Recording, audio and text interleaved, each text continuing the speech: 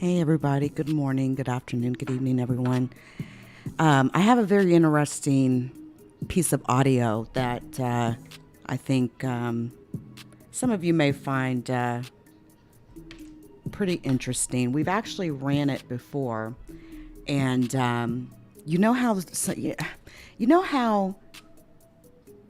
and it depends on what type of content creator you are. If you know how you run certain things and somehow those videos get magically pulled? Weird copyright strikes come in that don't even belong to a real person or corporation. Really weird stuff like that. Kind of like every time I run a clip of Skinny Bop, I always get these really strange takedown requests. But let me just give you a little backfill here, and then I'm going to let this interview play. And listen, I'm not here to convince anybody, all right? You take it for what you will.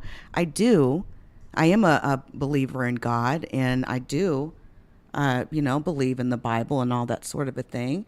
And maybe it's just not meant, if God meant for us to know some things, he would have told us, right? I don't know. But listen, Eve was tempted by a snake, right? So why would it be so impossible that there's reptilian, reptile-like humanoids living deep in earth, deep underground in the earth? Now, back in 1999, there was an interview that took place. This happened back in December of 1999.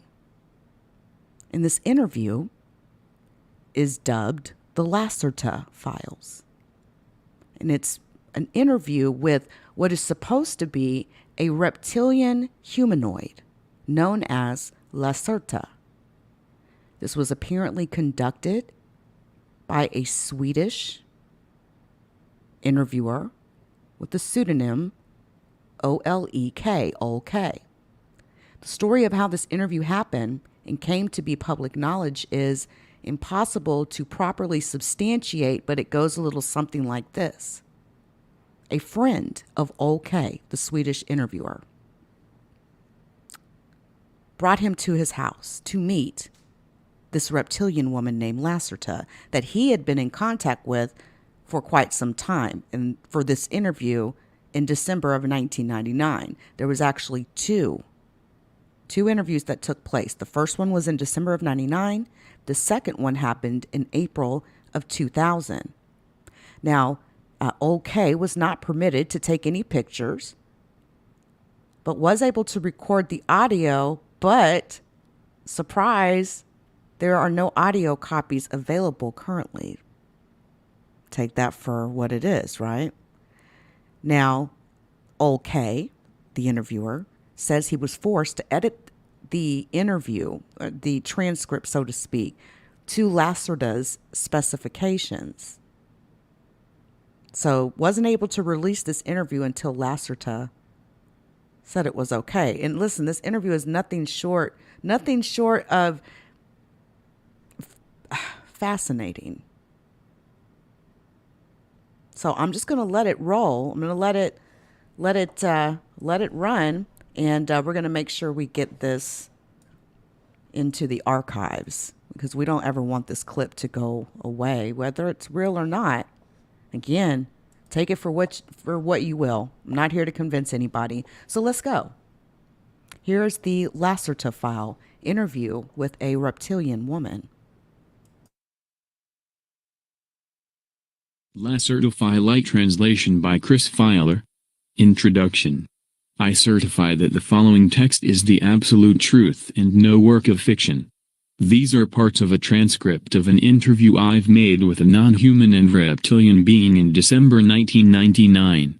This female being was already in contact with a friend of mine, whose name is given only with the abbreviation EF in the text, since some months.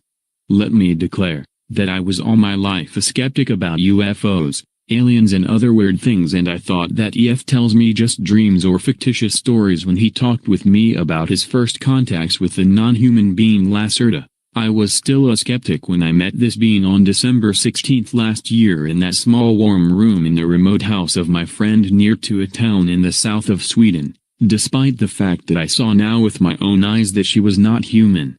She has told and shown me so many unbelievable things during that meeting that I can't deny the reality and the truth of her words any longer. This is not another of that wrong UFO papers which claim to tell the truth but tell in fact just fiction. I am convinced that this transcript contains the only truth and therefore you should read it.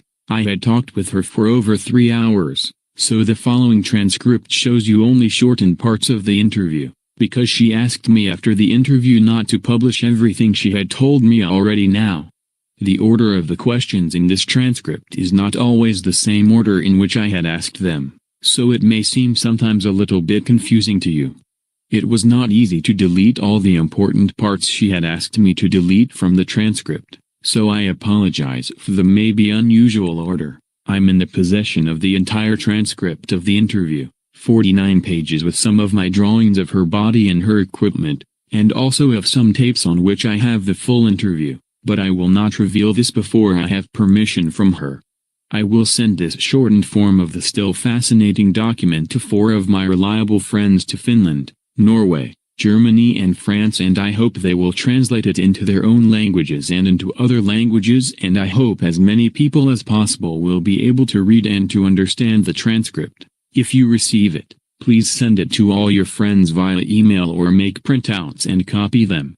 I certify furthermore that various paranormal abilities of her species like telepathy and telekinesis, including the moving and dancing of my pencil on the table without touching and the flying of an apple around 40 centimeters over her hands, were shown to me during the 3 hours and 6 minutes of the meeting, and I'm absolutely sure that these abilities were no tricks. The following is certainly difficult to understand and to believe for someone who hasn't experienced it, but I was really in contact with her mind, and I'm now completely sure that everything she said during the interview is the absolute truth about our world. Unfortunately, if I read the entire transcript and, much more, this very shortened form by myself, I have the strong impression that everything I've written sounds too unbelievable to be true, that everything sounds more like a bad science fiction story from TV or cinema, and I have doubts that anyone will believe my experiences.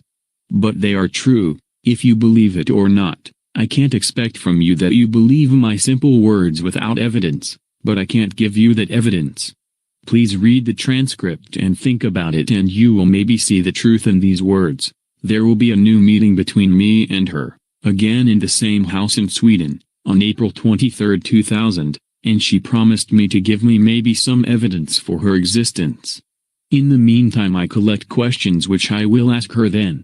Maybe she gives me permission to reveal more of the missing parts in the transcript and about the coming war. Believe it or not, this makes no real difference, but I hope you will believe. Oleke. Transcript of interview, shortened version, December 16, 1999. Question. First of all, who are you and what are you? Are you an extraterrestrial species or can your origin be found on this planet? Answer. As you could see with your own eyes, I'm not a human being like you, and to be honest, I'm no real mammal, despite my partly mammal-like body features, which are a result of evolution. I'm a female reptile being, belonging to a very old reptilian race. We are the native Terrans and we live on that planet since millions of years. We are mentioned in your religious writings like your Christian Bible, and many of the ancient human tribes were aware of our presence and worshipped us as gods, for example the Egyptians and the Inca and many other old tribes. Your Christian religion has misunderstood our role in your creation, so we are mentioned as evil serpent in your writings. This is wrong. Your race was genetically engineered by aliens and we were just the more or less passive visitors of this accelerated evolution process. You must know, some of your scientists have already supposed this, that your species had evolved in a naturally completely impossible speed within just 2-3 millions of years. This is absolutely impossible, because evolution is a much slower process if it's natural, but you have not understood this. Your creation was artificial and done by genetic engineering, but not by us but by an alien species. If you ask me, if I'm an extraterrestrial, I must answer no. We are native Terrans. We had and have some colonies in the solar system, but we originate on this planet. It's in fact our planet and not yours. It was never yours. Question. Can you tell me your name? Answer. This is difficult, because your human tongue is not able to pronounce it correctly, and a mispronunciation of our names is very offensive for some of my kind. Our language is very different from yours, but my name is, I will try to say it smoother by use of your human letters, something like Shiashakaskash with a very, very strong pronunciation of the SH and K sounds. We have no four names like you, but only a single but unique name which is divided and characterized by the way of speaking and which is given not to children, who have a known children name, but only in a special procedure in the adolescent age at the time of either religious or scientific enlightenment or awareness, as you would call it. I would appreciate it if you don't try to say my real name with your human tongue. Please call me Lacerta. This is the name I generally use when I'm among humans and talk with them. Question. How old are you? Answer. We measure the time not like you in astronomical years and in the revolving of the Earth around Sun, because we usually live beneath the surface of the planet. Our time measurement depends on periodically returning cycles in the Earth magnetic field, and according to this, and said with your numbers, I'm today, let me calculate, 57,653 cycles old. I have reached my adult phase and my awareness 16,337 cycles ago. This is a very important date for us. According to your human time scale, I'm around 28 years old. Question. What is your task? Do you have a job like us? Answer. To say it with your words, I'm a curious student of the social behavior of your species. That's why I'm here and talk to you. That's why I have revealed my real nature to EF and now to you, and that's why I give you all that secret information, and why I will try to answer all the questions on your many sheets of paper honestly. I will see how you react, how others of your kind react. There are so many crazies and liars of your kind on this planet who claim to know the truth about us, about UFOs, about aliens and so on, and some of you believe their lies. I'm interested to see how your species will react if you make the truth, which I will tell you now, public. I'm quite sure every one of you will refuse to believe my words, but I hope I'm wrong, because you need to understand if you want to survive the coming years. Question. I've read your full statement, which you have given to EF, about this, but can you give me now just a short answer? Are UFOs real flying objects piloted by extraterrestrials, or do they belong to your species? Answer. Some observed UFOs, as you call them, belong to us, but most not. Most of the mysterious flying objects in the sky are not technological devices but mainly misinterpretations of natural phenomena your scientists have not understood, like spontaneous plasma flares in the high atmosphere. Nevertheless, Some UFOs are real craft belonging either to your own species, especially to your military, or to other alien species, or at last to us, but a minority of sighted craft belongs really to us, because we are generally very careful with our movements in the atmosphere and we have special ways to hide our ships. If you read a report about a sighting of a metallic bright gray cigar-shaped cylindrical object with a length of, there are different types, let me say between 20 and 260 of your meters, and if this object had made a very deep humming sound, and if there were 5 bright red lights on the metallic surface of the cigar, 1 at the top, 1 in the middle, 2 at the end, then it's likely that some one of you have seen one of our ships, and this means that it was either partly defect or that someone of us was not careful enough. We have also a very small fleet of disc-shaped craft, but such UFOs belong usually to an alien species. Triangular UFOs belong generally to your own military, but they use foreign technology to build them. If you really want to try to see one of our craft, you should have a look at the skies over the Arctic, the Antarctic, and over in Eurasia, especially over the mountains there. Question: have you a special symbol or something like that with which we can identify your kind? Answer: we have 2 major symbols representing our species. 1, the more ancient, symbol is a blue serpent with 4 white wings on a black background. The colors have religious meanings for us. This symbol was used from certain parts of my society, but it is today very seldom. You humans have copied it very often in your old writings. The other symbol is a mystic being you would call a dragon in the shape of a circle with 7 white stars in the middle. This symbol is much more common today. If you see one of that symbols on a cylindrical craft I've described in my previous answer, or on some underground installation, this thing or place belongs definitely to us, and I would advise you to go away from there as soon as possible. Question: the 7 stars in the second symbol you've mentioned, do they mean the Pleiades? Answer: Pleiades? No. Actually, the 7 stars are planets and moons, and they are a symbol for our former 7 colonies in the solar system. The stars are shown in front of a blue background, and the dragon circle means the shape of Earth. The 7 white stars mean Moon, Mars, Venus, and 4 moons of Jupiter and Saturn. We had colonized in the past. 2 colonies are no longer in use and abandoned, so 5 stars would be more correct. Question: as you have not allowed me to make photos, what would be very useful to prove your real existence and the truth of this story? Can you describe yourself detailed? Answer: I know that it would be helpful to prove the authenticity of this interview if you can make some photos from me. Otherwise, you humans are very skeptic. That's good for us and for the real alien species acting secretly on this planet. So even if you had such photos, many of your kind would say that they are fraud, that I'm just a masked human woman or something like that. That would be very offensive for me. You must understand that I can't give you permission to make photos of me or of my equipment.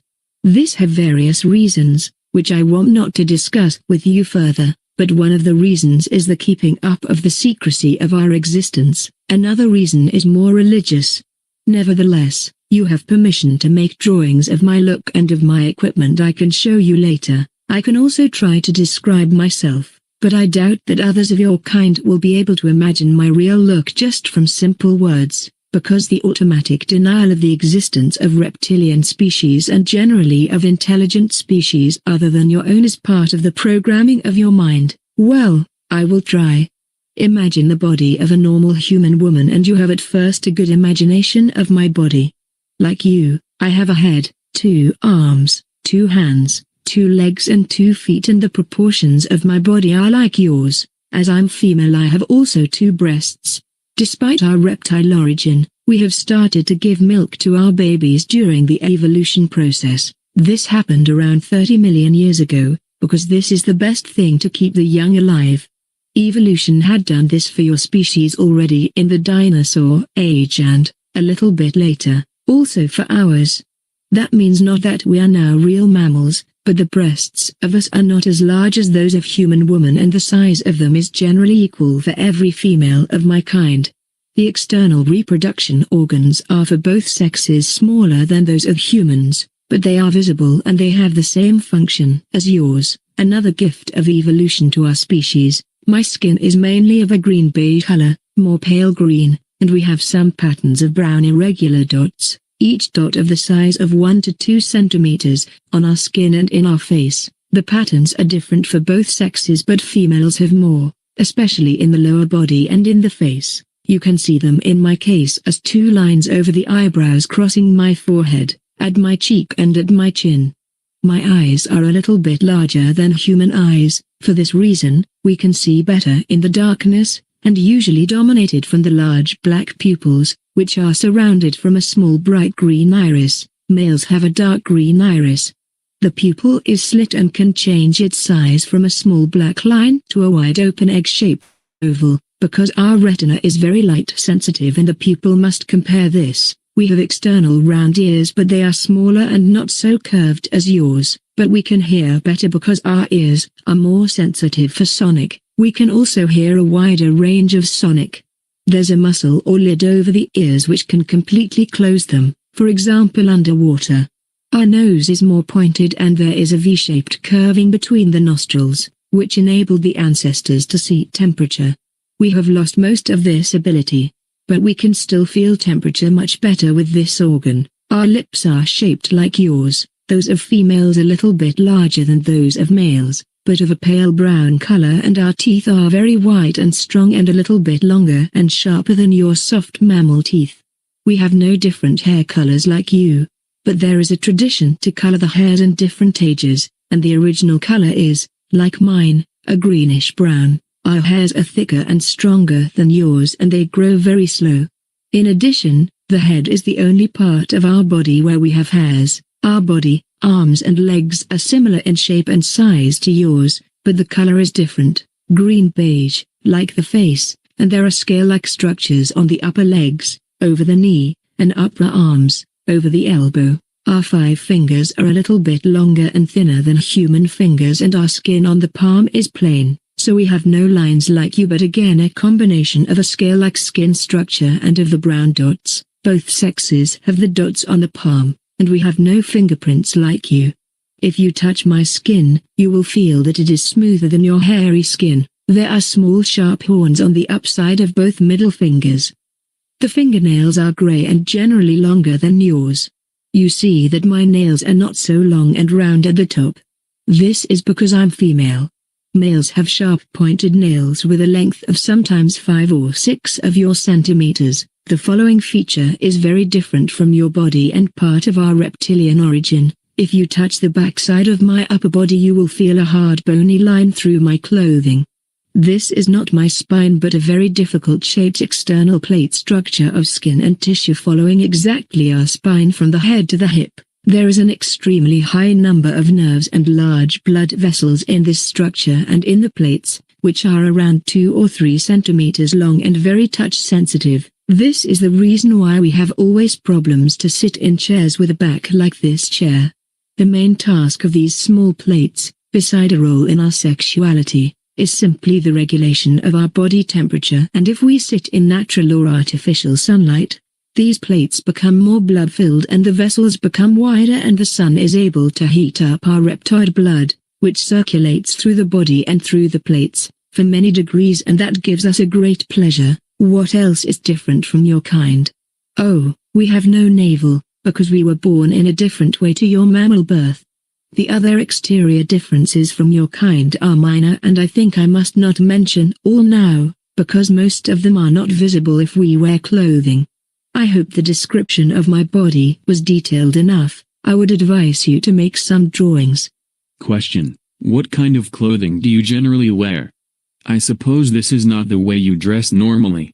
Answer: no, I wear this human everyday clothing only when I'm among humans.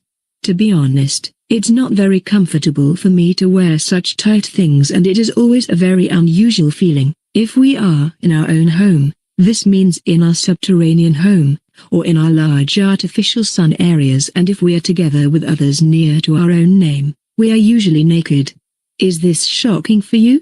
When we are in the public and together with many others of my species, we wear very wide and soft clothing made of thin, light stuff. I have told you that many parts of our bodies are very touch sensitive, mostly the small back plates, so we can't feel comfortable in tight clothing because it can hurt us. Man and woman wear often the same kind of clothing, but the colors are different for the sexes. Question. You said others near to your own name. Do you mean your family? Answer. No, not really. You would call it family, but with this word you mean only those of your kind which belong genetically together, like father or mother and child. As I have said earlier, we have a very difficult and unique name. Part of the pronunciation of that name is absolute unique, and there is no other being with the same name, but part of this name, the middle part, is pronounced in a way that told the others to which family I must use the word, because you haven't the right one in your vocabulary. You belong. This means not that all in that group are genetically related to you, because these groups are usually very large and contain between 40 and 70 of us. This group includes generally your genetic relations, except one of them had decided to left this group, and your connection with father and mother is often the strongest. It would be too difficult for me to explain you now our very old social system, which is very complex, and we would need many hours only for the primary things. Maybe we can meet another time and I can give you detailed descriptions of all these things. Question. Have you a tail like normal reptiles? Answer. Do you see one? No, we have no visible tail. If you look at our skeleton, there is only a small rounded bone at the end of our spine behind the pelvis. This is a useless rudiment of the tail of our ancestors, but it is not visible from the outside. Oh, our embryos have tails during the first months of development, but these tails disappear before they were born. A tail makes only sense for a primitive species which tries to walk on two legs and must hold the balance with the tail, but our skeleton had changed during evolution and our spine is nearly in the same shape as yours, so we need no tail to stay on 2 feet. Question. You said that you were born in a different way to us. Do you lay eggs? Answer. Yes, but not like your birds or primitive reptiles. Actually, the embryo grows in a protein liquid inside the mother's womb, but there is also an egg-shaped but very thin chalk hull around it, that fills the whole womb. The embryo inside this hull is completely autarky from the mother's body, and it has every substance it needs to develop inside this chalk hull. There is also a cord like your navel cord which is connected to a point hidden behind the back plates. When the baby is going to be born, the whole egg is pressed through the vagina covered in a slimy protein substance, and the baby came out of this soft egg after some minutes.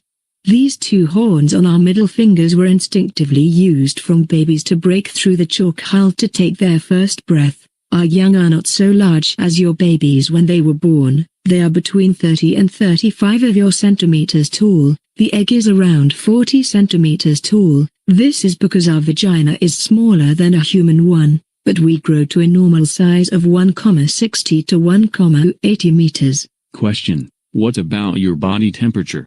You said that you enjoy to lay in the sun. What effect has this to your organism?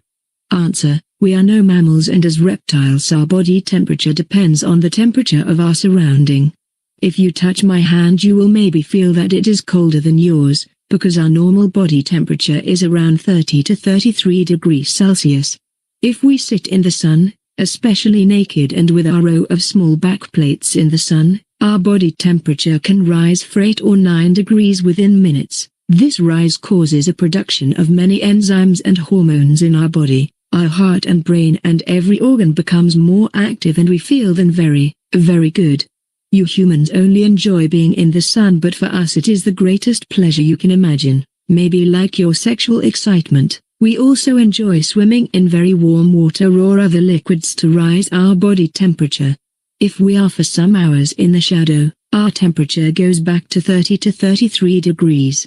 This can cause no harm to us, but we feel much better in the sun. We have artificial sun rooms in the underground, but this is not the same for us like the real sun.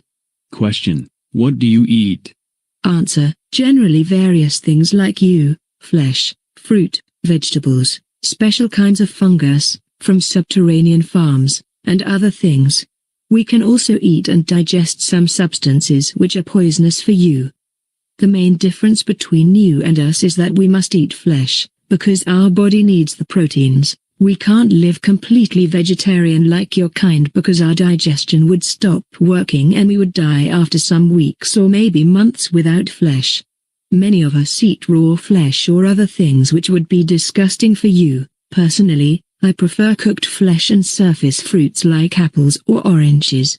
Question: Can you tell me something about the natural history and evolution of your species? How old is your species? Have you evolved from primitive reptiles as mankind has evolved from apes? Answer: Oh, this is a very long and complex story and it sounds certainly unbelievable to you, but it's the truth. I will try to explain it in short. Around 65 million years ago, many of our unadvanced ancestors from the dinosaur race died in a great global cataclysm.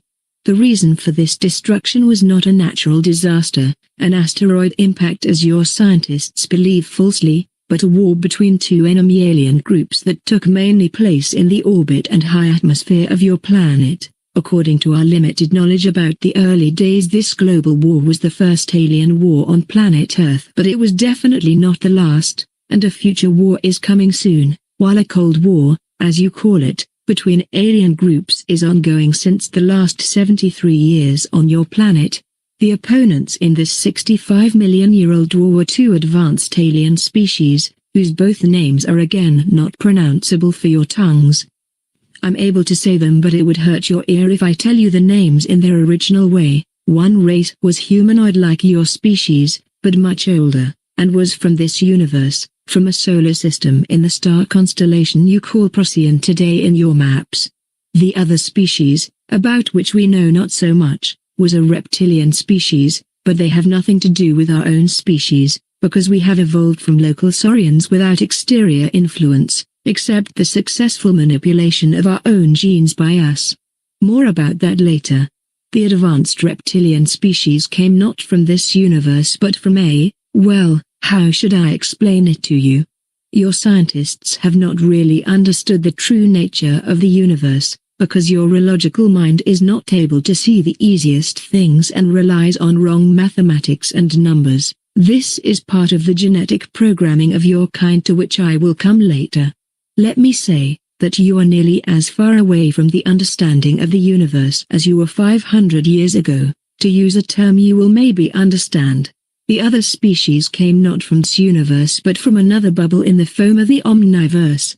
You would call it maybe another dimension, but this is not the right word to describe it correctly. By the way, the term dimension is generally wrong in the way you understand it. The fact you should remember is that advanced species are able to walk between bubbles by use of, as you would call it, quantum technology, and sometimes in special ways only by use of their mind. My own species had also advanced mental abilities in comparison to your species, but we are not able to do the matter string/bubble changing without technology, that other species active on this planet are able, and this looks to you like magic as it had to your ancestors. Back to our own history. The first species, the humanoids, had reached Earth around 150 years before the reptilians, and they built some colonies on the former continents. There was a large colony on the continent you call Antarctica today and another one in the continent you call Asia today.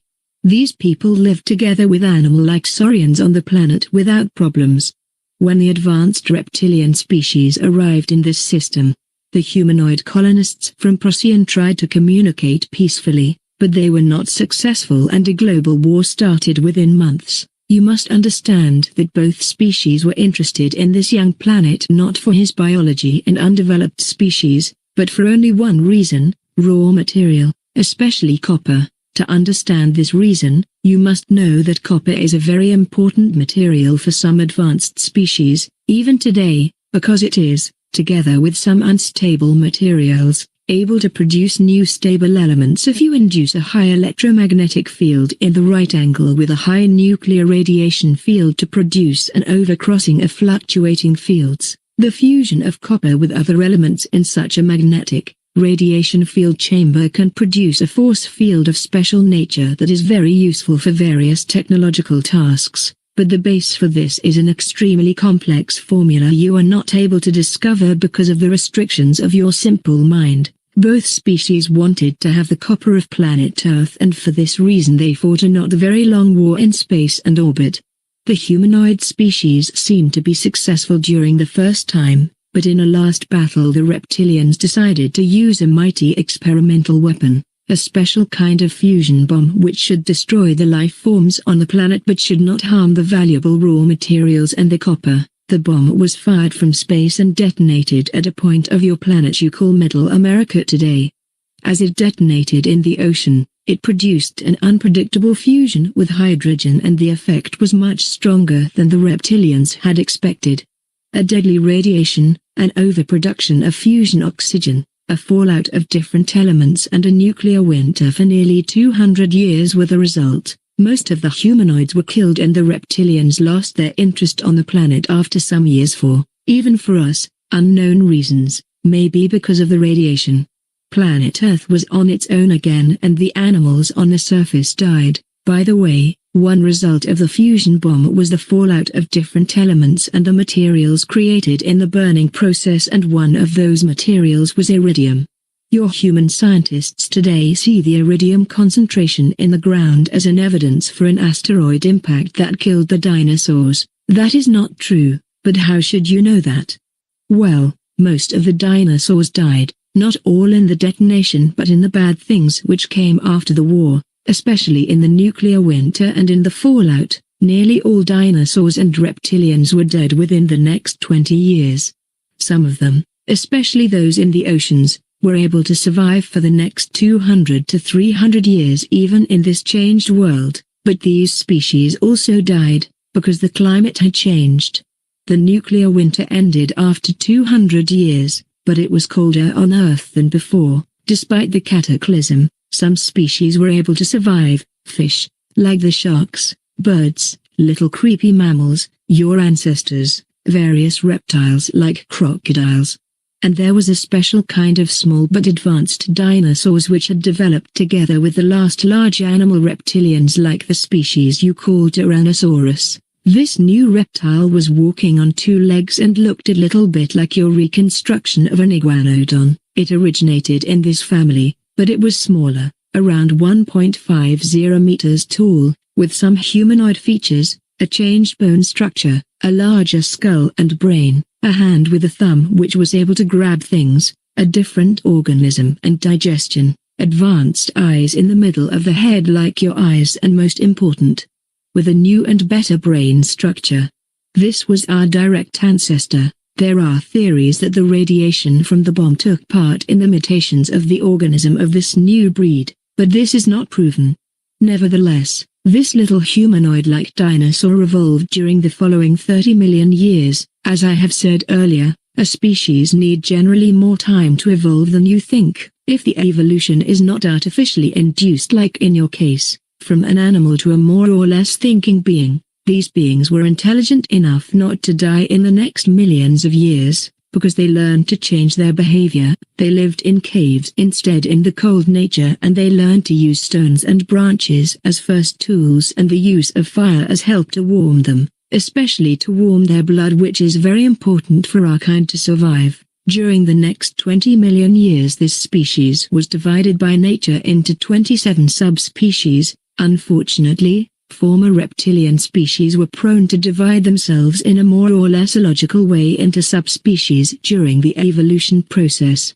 You can clearly see this in the unnecessary high number of animal dinosaur species in earlier times, and there were many, mainly primitive, wars between this subspecies for dominance. Well, nature was not very friendly to us, and as far as we know from the 27 subspecies, 24 were extinct in primitive wars and in evolution, because their organism and mind was not developed enough to survive, and, as main reason, they were not able to change their blood temperature in the right way if the climate changed. 50 million years after the war and after the end of dinosaurs, only 3, now also technological, advanced reptilian species were remaining on this planet together with all the other lower animals.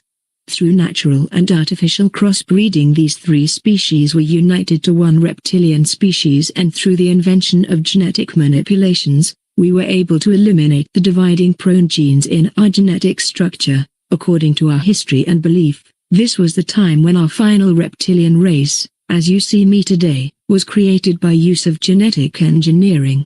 This was around 10 million years ago and our evolution nearly stopped at this point. Well, actually there were some minor changes in our look toward a more humanoid and mammal-like appearance during the coming ages, but we have not divided again into subspecies. You see, we are a very old race in comparison to your kind, which was jumping around as small monkey-like animals in the trees at this time while we invented technology, colonized other planets of this system, built large cities on this planet, which disappeared without a trace in the ages, and engineered our own genes while your genes were still those of animals. 10 million years ago the small simians started to grow and they came down from the trees to the ground, again because of the change of the climate, especially on the so-called African continent, but they evolved very slow, as it is normal for a mammal, and if nothing extraordinary had happened to your kind, we wouldn't be able to sit here and talk because I would sit in my comfortable modern house and you would sit in your cave clothed with fur and trying to discover the secrets of fire, or you would maybe sit in one of our zoos. But the things had developed differently and you believe now you are the crown of creation and you can sit in the modern house and we must hide and live beneath the earth and in remote areas. Around 1,5 million years ago, another alien species arrived at Earth. It was surprisingly the first species since over 60 million years. This would be more surprising for you if you would know how many different species are today here. The interest of this humanoid species, you call them LeakYou today, was not the raw material and the copper, it were to our astonishment the unadvanced aped humanoids. Despite of our presence on this planet, the aliens decided to help the apes to evolve a little bit faster, to serve them in the future as some kind of slave race in coming wars. The fate of your species was not really important for us, but we didn't like the presence of the LeakYou on our planet and they didn't like our presence on their new galactic zoo planet, and so your 6th and 7th creation was the reason for a war between us and them. You can read about that war for example partly in the book you call Bible in a very strange way of description. The real truth is a very long and difficult story. Should I continue? Question: No, not now. I've made some notes about your history and now I have some questions. Answer: please ask. Question: First of all, you handle with a very large time scale. You claim that your primitive ancestors lived together with the dinosaurs, survived the, as you called it, artificial cataclysm and evolved then over 40 million years and your evolution was completed 10 million years ago. This sounds very unbelievable to me. Can you say something to this? Answer: I understand that this must sound absolutely unbelievable to you, because you are a young and genetically engineered species. Your historical horizon ends at a scale of just some thousands of years and you think this is right. But it isn't. This is impossible. Your programmed mind is obviously not able to handle with such large time scales. Our evolution time may seem incredible long to you, but this is in fact the original way of nature. Remember, your early mammal ancestors developed together with dinosaurs and they survived the bomb like us. They evolved slowly during the next millions of years and they divided into various species and shapes, some of them larger, some of them smaller. This is evolution of the body, but what about their mind and intelligence? They were simple animals. The mammals evolved since, let us say, 150 millions of years, but only in the last 2 to 3 millions of years they were able to become intelligent and thinking. And within this small period beings like you were created. From nature? 148 millions of years time for the evolution of animal-like mammals, 2 millions of years time for the development of, more or less, intelligent beings like you? Ask yourself, do you really think this accelerated evolution is natural? Then your species is more ignorant than I've thought. We have not evolved wrong but you. Question: I understand. But I have another question. You've mentioned many facts about the ancient war between the aliens 65 million years ago. This happened very long before your kind became really intelligent, as far as I have understood you. Why do you know so many things about that first war and about the evolution of your species? Answer: this is a good question, much better than the previous, and I have not explained it properly to you.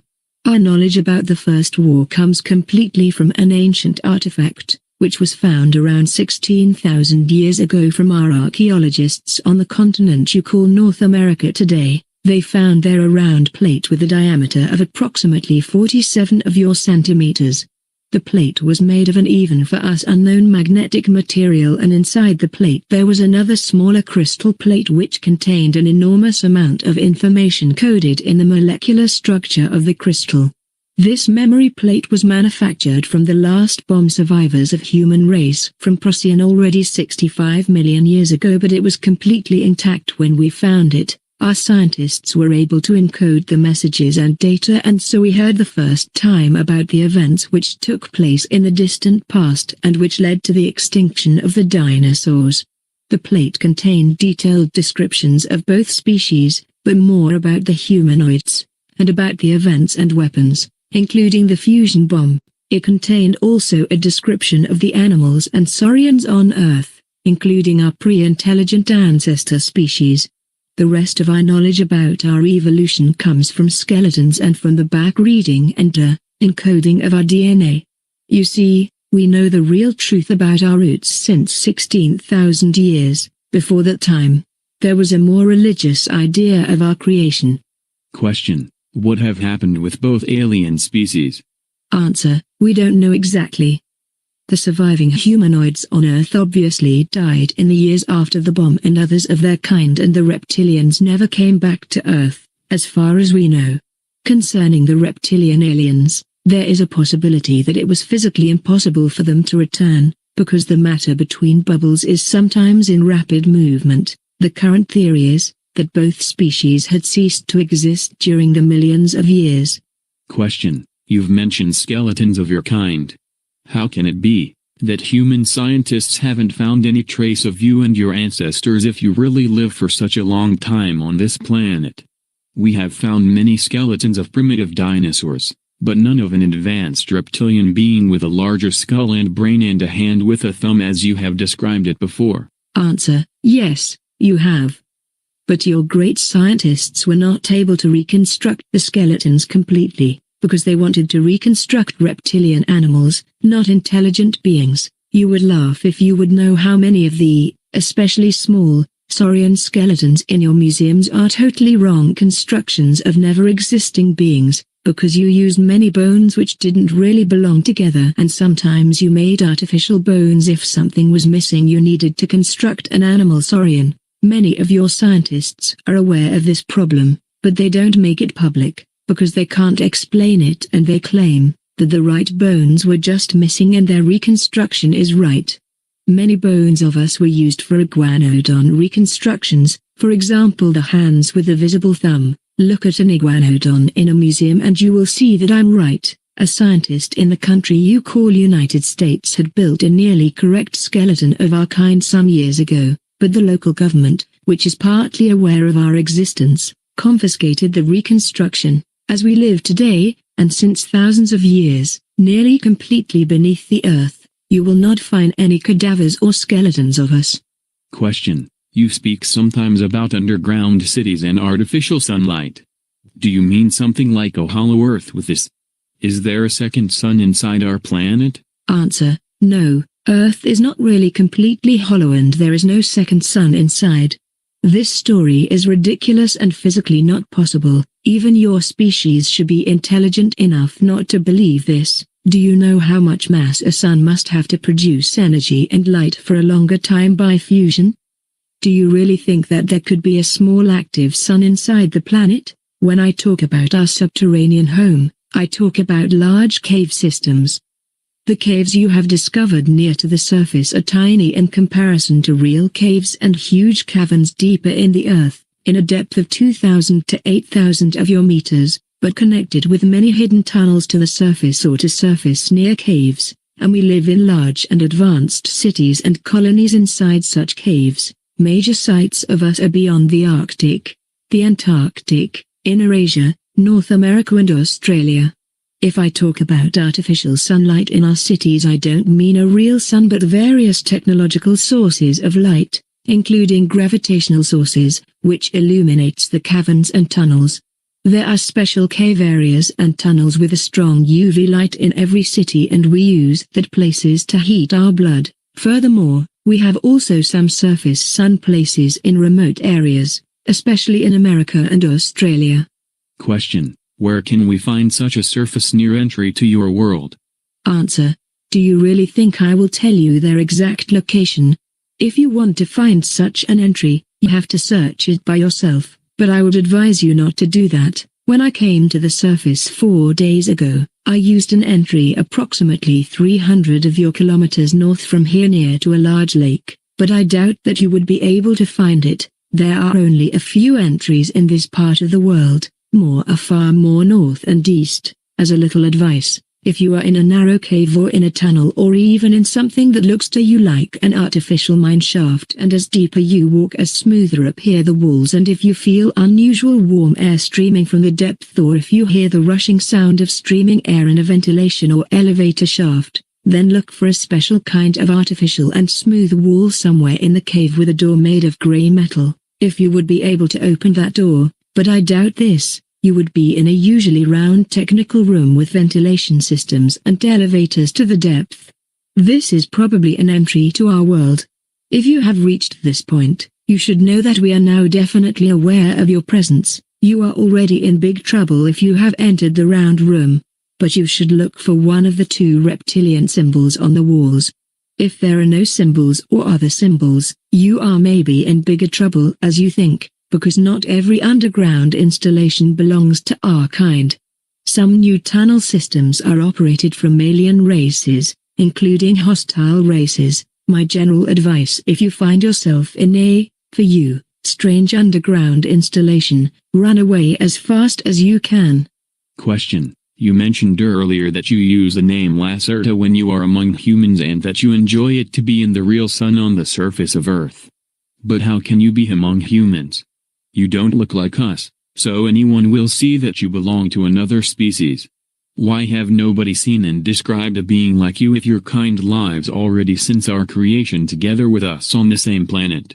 Can you explain that to me? Answer: first, my kind was of course seen and described, and worshipped, many times in your primitive past, for example in your religious writings like your Christian Bible. You can find descriptions and even simple drawings of us for also in the southern part of the American continent on various temples. So-called wise men from India and from the Asian mountains have described our species many times in writings, together with other wise men from the African continent. I think we are the most mentioned non-human species, maybe beside the Elohim, in your history. If you don't believe me, have a look at your history and you will see the truth in my words. Your great scientists called the belief in us superstition and religion, and today's intelligent humans have forgotten our presence on the surface in the past. Furthermore, our species is seen even today sometimes from human witnesses in its original shape on Earth or in our surface near entries and tunnel systems, but fortunately you and your media didn't take the reports of such crazies serious. That's good for us, and that's the reason why we allow those people to see us as we really are. Some of my species are also in direct contact with human scientists and politicians from the surface, but this is top secret as you would call it, and nobody of your public knows anything about it. The matter of these meetings is generally the upcoming war within between the alien species and our assistance in this war, but there is also another explanation, why we can walk among you and why you are not able to recognize us: mimicry. The following may again sound unbelievable and even shocking to you, but as you have asked I will explain it. I have told you before, that we have more advanced mental abilities than your species, and with more advanced I mean, that we are able to use telepathy and telekinesis from our birth on. In fact, mother and newborn child communicate generally with telepathy during the first months, without special training as you need it to activate these sleeping parts of your brain. The structure of our brain is a little bit different to yours, and our hypothesis is larger and more active than yours, especially when we are in sunlight. Our own abilities are very strong in comparison to yours, but weak in comparison to the matter string/bubble mind forces of some of the alien species on this planet. I was never very good in that mind things, but we all have these primary abilities and can use them, for example for our protection or even for attack. When we are on the surface and we meet human beings, even a large group of them, this makes no difference. All of your minds are like one mind. We are able to touch their mind and induce them via telepathy. The command "see us as one of your kind" in the weak human mind will accept this order without refusion, and they will see us, despite our reptilian look, as normal humans. I've done this many times, and you weak humans generally see me as an attractive brown-haired woman, because I have created this special mimicry image in my mind years ago, and I can induce it into your minds without problems. I've needed some time at the beginning to learn the use of the mimicry correctly, but then it worked nearly automatically, and I can even walk among a group of yours and nobody will recognize what I am. There is a simple switch: see us as we really are, see us as we want you to see us, in your consciousness, which was placed there from the Elohim when they created your kind, and we can use this switch to convince you that you see humans when you look at us. Other aliens use this switch, too. It is easier as you think. When there are meetings between your kind and aliens which seem to look exactly like yours, these aliens have used that switch, and some of the meetings with man-like aliens can be also explained with meetings with my kind. When I met EF the first time, he saw me also as a normal human woman, and I remember that he was very frightened and shocked when I revealed him my real appearance. Question: do you mean that you can really make me believe that I talk now with an attractive brown-haired human woman instead of a reptilian being like you? Answer: probably, but I don't think so in your special case. When someone expects to see a human woman instead of me, I can do it without problems with his mind, even with large groups, because nobody expects to see a reptile woman. But I have allowed your mind to see me in my original appearance from our first meeting on, and I have never induced something into your mind, so you have already realized that I'm not human. If I would now try to change this, it would probably lead to an absolute confusion or to unconsciousness, and I don't want to harm you. As I have said, I'm not very good in these things. Question: that's very scary. Can you kill with those abilities? Answer: yes, but it's forbidden. This means not that it was not done in previous times. Question: have both sexes these abilities? Answer: yes. Question: what about photos? How do you appear on photos? Answer: this is a silly question. I appear on photos as a reptile being, because I can't have influence on the photo or on the camera itself, but only on the photographer's mind. If he or she would develop the film and show the photo to others, they would see me in my original shape. That's the reason why it is forbidden for our kind to be filmed or photographed, and we must avoid every camera on the surface. That is very difficult, and we were filmed sometimes in the past without our knowledge, especially from certain of your governments and secret agencies. Question: what other commands can your kind induce into our minds? Something like serve us or obey? Answer: this is again a strange question. We are not your enemy, most of us not, so why should we do this? To answer your question, it depends on the strength of the human mind and on the strength of the sending reptilian. There is no serve us or serve me switch in your mind, so such a command is much more difficult to induce. If the human mind and consciousness is weak and the reptilian inducer is experienced in these things and was some hours in the sun before he or she tries to do it, then it could probably work for a certain time. There are secret teachings about such things, but I've never learned anything about it. I use my primary abilities for mimicry and for communication with my own kind, and sometimes for other private things, but I've never used it to harm humans or their mind. I would appreciate it if we can end with this topic here. Question: a last question. You said earlier that you can hide your UFOs? Do you use the same abilities to do this? Answer: yes, but on a technical base. There is a powerful device inside each craft which is able to send an artificial signal to your minds to convince you that you see either nothing but only the sky, or that you see normal aircraft like planes instead of our ships. This isn't used very often, because we avoid human public when we move in the atmosphere.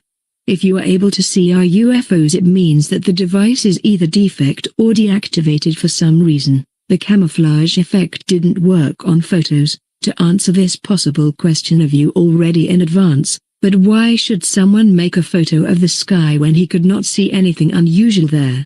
By the way, most of the surface near entry points to our tunnels are also hidden with such a device, and your kind will generally see only normal cave walls instead of the door. That's one reason why I've said that I doubt that you will be able to find such a secret door to our world, but it have happened a few times in the past. Question. Back to your and our own history. You've mentioned the race of the Elohim who have created our human race. From where did they come and how did they look like? What had exactly happened when they arrived? Are they our God? Answer. The Elohim came from this universe, from the solar system you call Aldebaran in your maps. They were a very tall humanoid species with usually blonde hairs and a very white skin. They avoided the sunlight, because it hurt their skin and their eyes.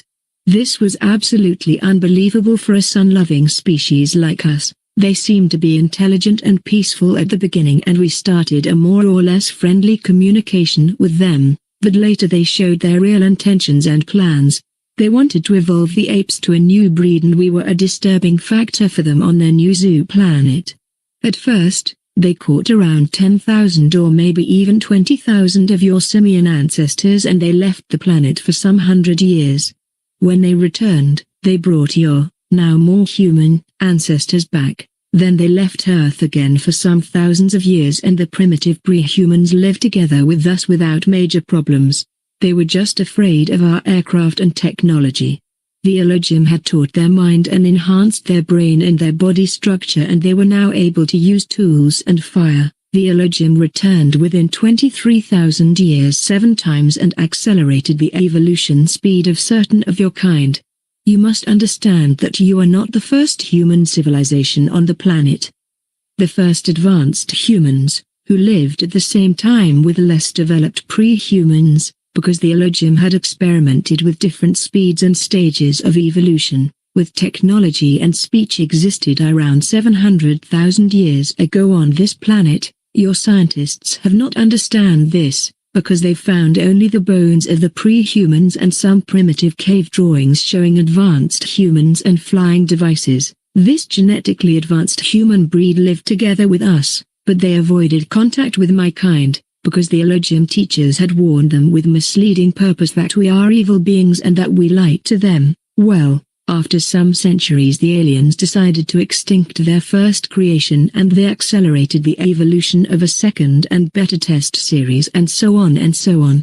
The truth is that your modern human civilization is not the first on this planet Earth but already the 7th. The buildings of the first breeds are lost, but the 5th civilization was the one which built the large triangular constructions you call Egyptian pyramids today around 75,000 years ago. Your Egyptians just found that large ancient pyramids in the sand and tried not very successful to build similar constructions, and the 6th civilization was the one which built the cities which ruins you can find today beneath the sea in the so-called Bimini area around 16,000 years ago. The last creation of the 7th breed of your series was done just 8,500 years ago, and this is the only creation you can remember and to which your religious writings refer.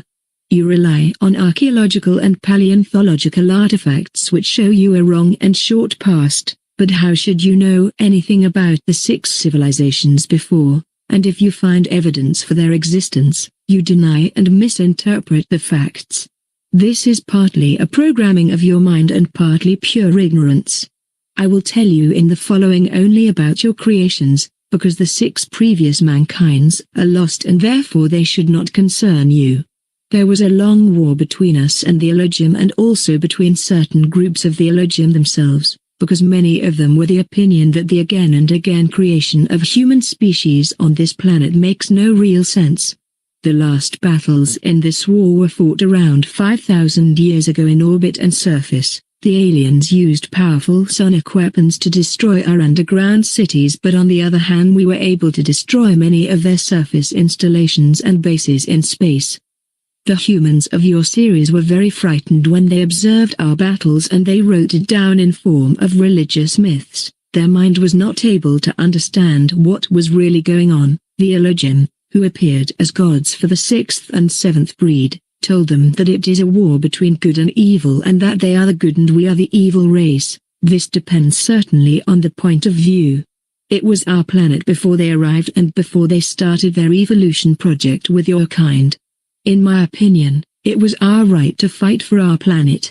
It was exactly 4,943 years ago, according to your time scale, that the Elohim left the planet again for unknown reasons. This is a very important date for us, because many of our historians called it a victory. Fact is that we don't know what had really happened.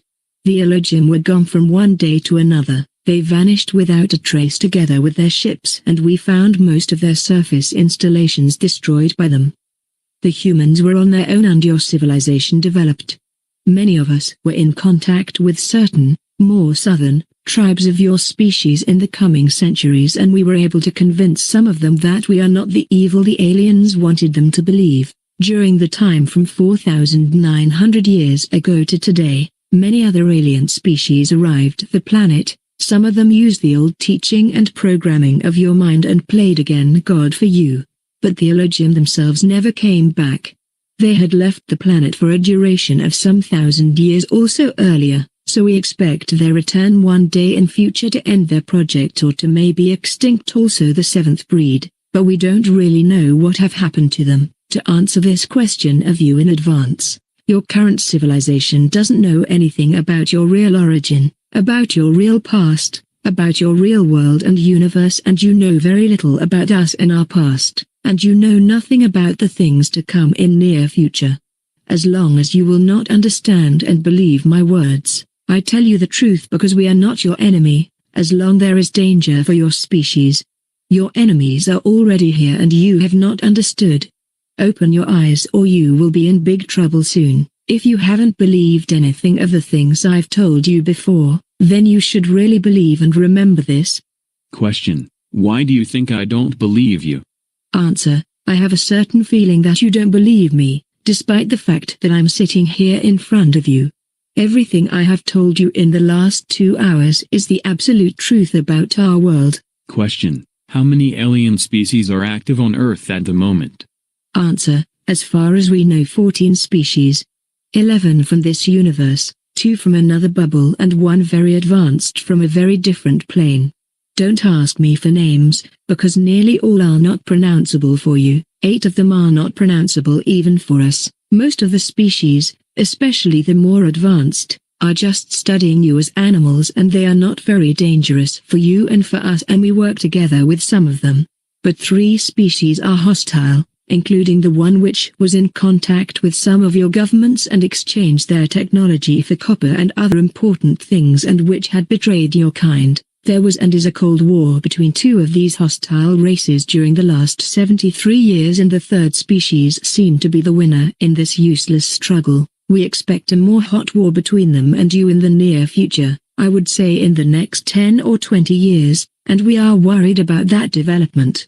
In the last time, there were some rumors about a new, 15th species which had arrived on Earth just 3 or 4 years ago, but we don't know anything about their intentions and we were not in contact with them till now. Maybe the rumors are wrong. Question: what do the hostile alien races want? Answer: various raw materials, including copper for their technology, your water, or better the hydrogen in your water, which is a source of energy in advanced fusion processes, and certain chemical elements in your air. Furthermore, 2 of the species are also interested in your body, in your human tissue and blood, because their own genetic structure is defect through bad evolution and radiation, as far as we know, and they need intact strings from your kind and from animals to repair their own genetic again and again, but they are not really able to repair the defects completely because their DNA and your DNA is not fully compatible. My own species is absolutely incompatible with them, so they are not very interested in us, and they try to make more compatible crossbreeds between you and them by use of artificial fertilizations and artificial wombs. We suppose that the coming war between the three races or between you and one or all of them will be fought for raw material, hydrogen, air and DNA. Question: Is this the reason for the abductions? Answer: partly, especially when the aliens took egg and sperm samples from you. Sometimes the abductors belong to another and more advanced race and they just want to study your body and your mind, which is more interesting for some of them than your solid body, as you would study a primitive animal. As I have said, 3 alien species are hostile and this means that they do not care for your fate or for your life, and people who were abducted by them came very rarely back alive. If someone is able to report about an abduction, it means in my opinion that he or she has not met one of the aggressive species, or that he or she is a very, very lucky human to be alive. Advanced and friendly races also took sometimes egg and sperm samples, but for other reasons. Question: You've said there are only 14 species active on Earth. But why describe people who saw alien beings so many different and bizarre types of them? Answer: I think I have already answered to this question. As I have said, most of the alien races have much more advanced mind abilities than you or even me. There is just one alien race completely without such abilities. They are able to appear in your mind and memory as whatever they want, and this induced image has nothing to do with their real appearance. You remember them as normal humans or grey dwarfs or even extremely bizarre animals because they want you to remember that, or sometimes they want you to completely forget anything about a meeting with them. Another example: you can for example remember that you were just in a normal of your human hospitals and that some doctors were examining you, and you think not further about what have happened to you, maybe till you discover that there is no hospital in the street where you supposed it, but in fact you were examined by them in one of their laboratories. You can't rely on your mind in this case. They appear in different shapes to you to confuse you and to make so-called abduction witnesses who are able to remember the events, or who believe they are able to remember, ridiculous in the public, and as far as we know, they are successful. Believe me, there are only 14 alien species on this planet and only 8 of them abduct humans at the moment, again as far as we know. In addition, not every one of your abductees is one, and some of the aliens in their reports are really just imagination or lies. Question: How can we protect us against this influence on our mind? Answer: I don't know. I doubt you can, because your mind is like an open book to read and write for nearly every species I know. This is partly the guilty of the Elohim themselves, because they had constructed, or better misconstructed, partly intentionally, your mind and your consciousness without real protection mechanisms. If you are aware that someone tries to manipulate your mind, you can only concentrate on that suspicion and try to analyze every one of your thoughts and memories. Very important, don't close your eyes. This would lead to a different form of brain waves which are more easy to access. And don't sit or lay down to rest. If you stay awake during the first minutes, you can maybe try to filter the other thoughts and waves in your brain, and the inducer will give up after some minutes if he or she is not successful, because it will start to hurt his or her own brain. This is very difficult and certainly painful, and it can harm you, so better don't try to resist, but it would be the only possibility you have. However, you can try this only with a more weaker species, not with the strong.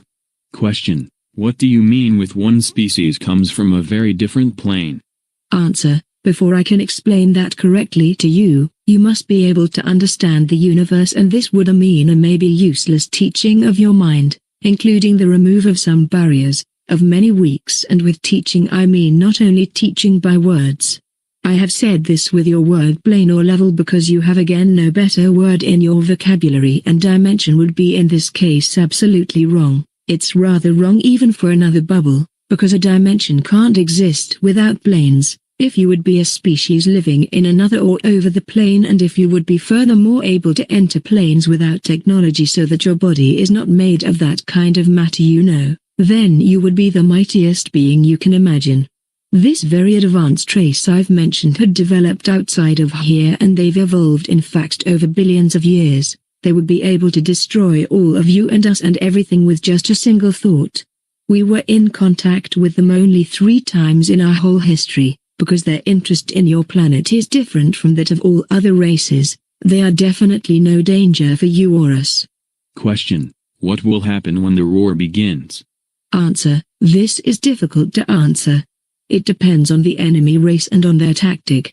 War is not always that primitive thing you humans mean with the word. War can be fought on various levels. One possibility they have is the destruction of your social system by influence on political leaders. Another is the use of advanced weapon systems, which can cause earthquakes or volcanic eruptions or other disasters, including weather disasters, which may seem natural to you. The special fields from copper fusion I've mentioned earlier are able to have an influence on your global weather. I think they will not attack the planet directly before the human civilization is weak, because even you have possibilities to destroy their craft, but not many. Let me say that we are not absolutely sure if there will be really such a hot war already in the next years. I don't want to talk further about this. Question. This is the end of the interview. Do you want to say a last sentence or message? Answer. Open your eyes and see. Don't believe only in your wrong history or your scientists or your politicians. Some of them know the truth about the various things, but they don't inform the public to avoid confusion and panic. I think your species is not as bad as some of my kind thinks, and it would be a pity to observe your end. That's everything I can say. Go through your world with open eyes and you will see, or maybe not, your kind is ignorant. Question. Do you think anyone will believe that this interview is the truth? Answer. No, but it is an interesting experiment for my social studies. We will meet again in some months and you will tell me then what have happened after the publication of my message. Maybe there is hope for your kind. I once again reaffirm that the following text is the absolute truth and is not fiction. It was composed from 3 original tape recordings which were made on April 24, 2000 with a tape recorder during my second interview with the reptilian creature known as Lacerta. At Lacerta's request, the original text of 31 pages was revised and shortened up to deal with some questions and answers. Some existing questions were partially shortened or amended. It was even undertaken to extract message and significance from it. This part of the interview, either not mentioned or not mentioned completely in the transcript, deals primarily with personal issues, paranormal demonstrations, the social system of the reptilian species and alien technology and physics. The reason for the shifting of the date and time of the second meeting was a possible observation and surveillance of my own person after the publication of the first transcript. Although everything was attempted on the advice of Lacerta to keep my identity a secret, just 2 days after the dissemination of the document abroad, and various unusual events took place. Please don't think that I am paranoid. However, I believe that the publication of the interview has drawn either official attention or the attention of some organization to me. Up until this time, I usually regarded people who believed that they were being followed by the state to be nothing more than jokers. But now I have begun to revise my ideas on that since events in January. It began with the failure of my telephone for several hours. When the phone became operational once again, there were quiet echoes and strange clicking and whirring sounds when I made calls. A defect could, ostensibly, not be found anywhere. Overnight, important data disappeared from the hard drive in my computer. The testing program reported defective sectors where strangely enough there were only data which dealt with illustrations and completed textual material from the interview. These defective sectors also contained material of a paranormal nature in the field of my research. Fortunately, the material was also stored on floppies. In addition, I discovered by pure chance some hidden data in a likewise hidden directory index. The name which appeared on the data and the directory index was E72UJ. A friend, who is a computer expert, could not make anything of this designation, and when I was about to show it to him, the directory index had disappeared. One evening, my apartment door was standing wide open, my TV set was running, and I am absolutely confident that I had turned the TV set off. A minivan with British markings and the imprint of a Europe-wide supermarket chain parked in front of my house. I noticed the same minivan again on several occasions traveling at a distance behind my car, even when I visited the town of 65 kilometers away. When I returned, the car was on the other side of the street once again. I never saw anyone get into or out of the car.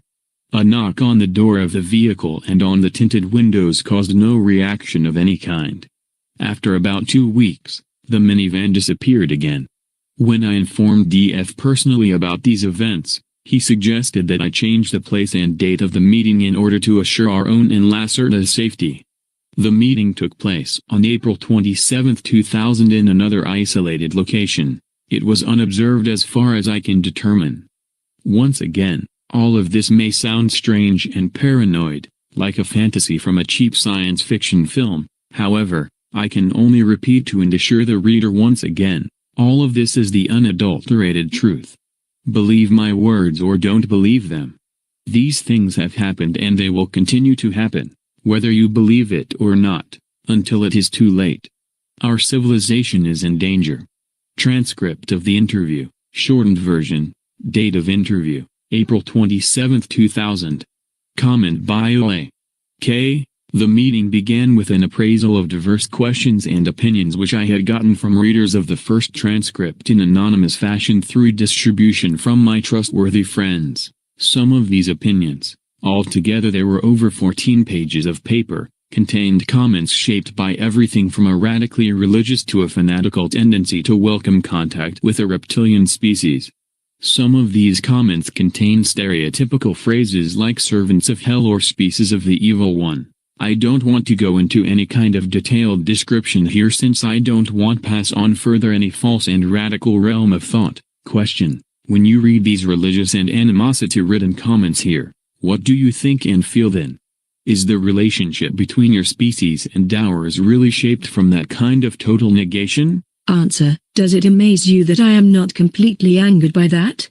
I had fully expected those kinds of extreme reactions. The programming for the utter negation of another species, especially the reptilian species, as in your own case, is deeply embedded in each of your own individual consciousnesses. This ancient conditioning stems from the days of your third artificial creation, and, biologically speaking, is passed down as an information genome from generation to generation. The identification of my species with the powers of darkness was a primary intention of the Elohim, who liked seeing themselves in the role of the powers of light, something which in and of itself represents a paradox, since that humanoid species was extremely sensitive to your sunlight. In case you were expecting me to act offended, I guess I'll have to partially disappoint you. These obscure intentions are not really your fault. You are simply following for the most part what you have inherited from your ancestors. It is indeed actually somewhat disappointing that many of you develop no especially strong individual self-conscience, for this would help you to overcome the conditioning. As I already said, we were in direct contact in the last several centuries with some of your more primitive human tribes. These tribes had themselves succeeded in breaking through the old creation programming. They were able to meet us without tension, hate and total rejection. Apparently many of your modern civilized individuals are not in a position to think on their own, but rather let themselves be guided by programming and religion, which is also a manifestation of that ancient programming and part and parcel of the plan of the Elohim. Therefore, comments of that kind I'd sooner regard as amusing than irritating. They simply confirm in large measure for me my suppositions about your defined mode of thinking. Question: therefore, you are not the species of the evil one as was remarked earlier? Answer: how am I supposed to answer that? Your people still think according to a simple and completely inappropriate scheme of generalizations. Simply put, there are absolutely no purely evil species. There exist in every terrestrial and extraterrestrial species alike both good and evil individuals. It's even true of your own people, but there is no such thing as an absolutely evil species. This conception is really very primitive. You people have believed from time immemorial what you are supposed to believe, what was foreseen for you to believe by your creators.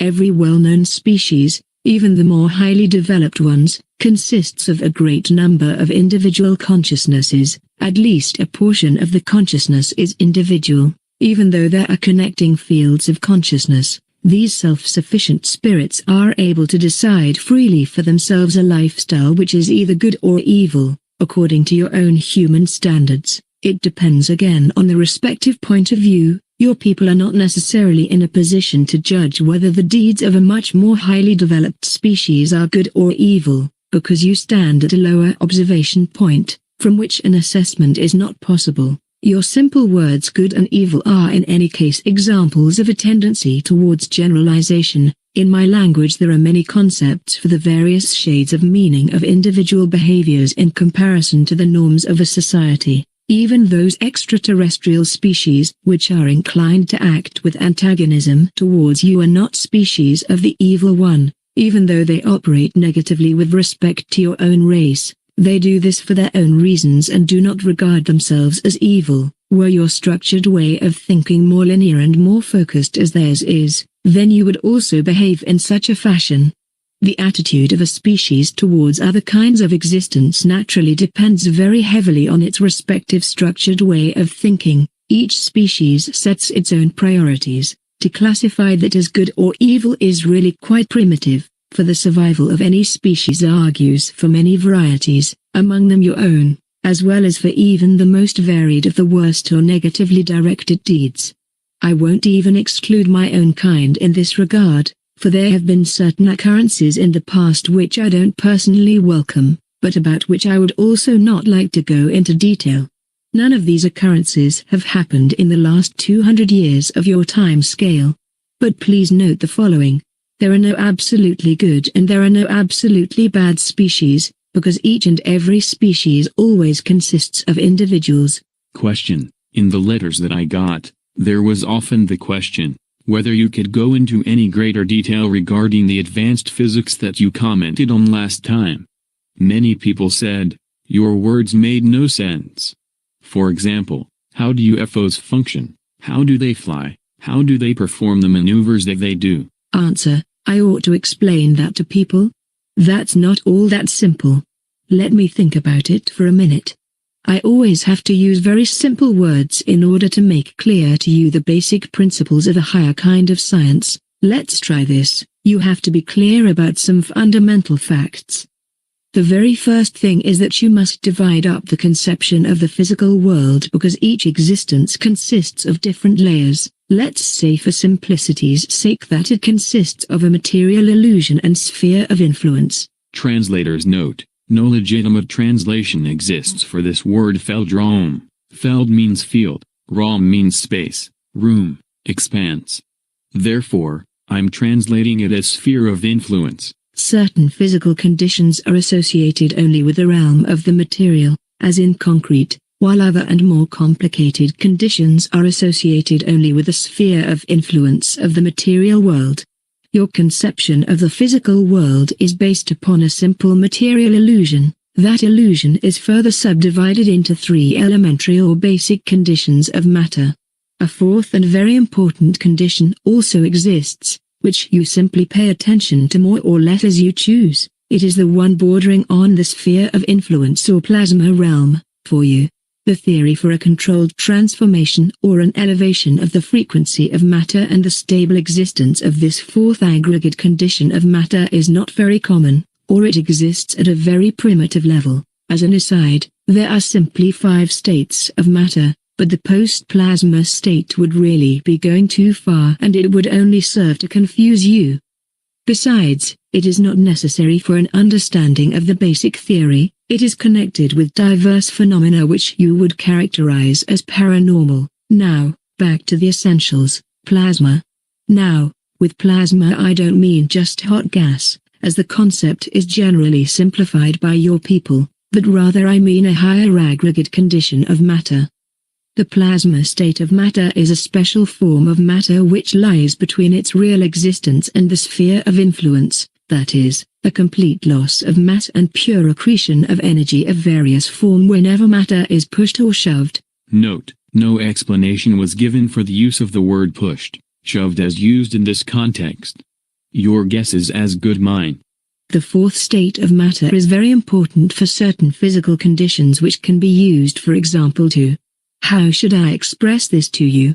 Generate anti-gravity. That's a rather strange human word and not really correct, but you ought to understand it better this way. Essentially, in the world of real physics, There are no bipolar forces, but rather only observer-dependent reflective behavior of a single, large unified force at different levels. With anti-gravity or the displacement of gravitational characteristics into levels, one can, for example, cause apparently solid matter to levitate. This method is employed partly by us and by extraterrestrials as well as a means of propulsion for their UFOs. You people are moving on a really primitive level towards a similar principle for your secret military projects.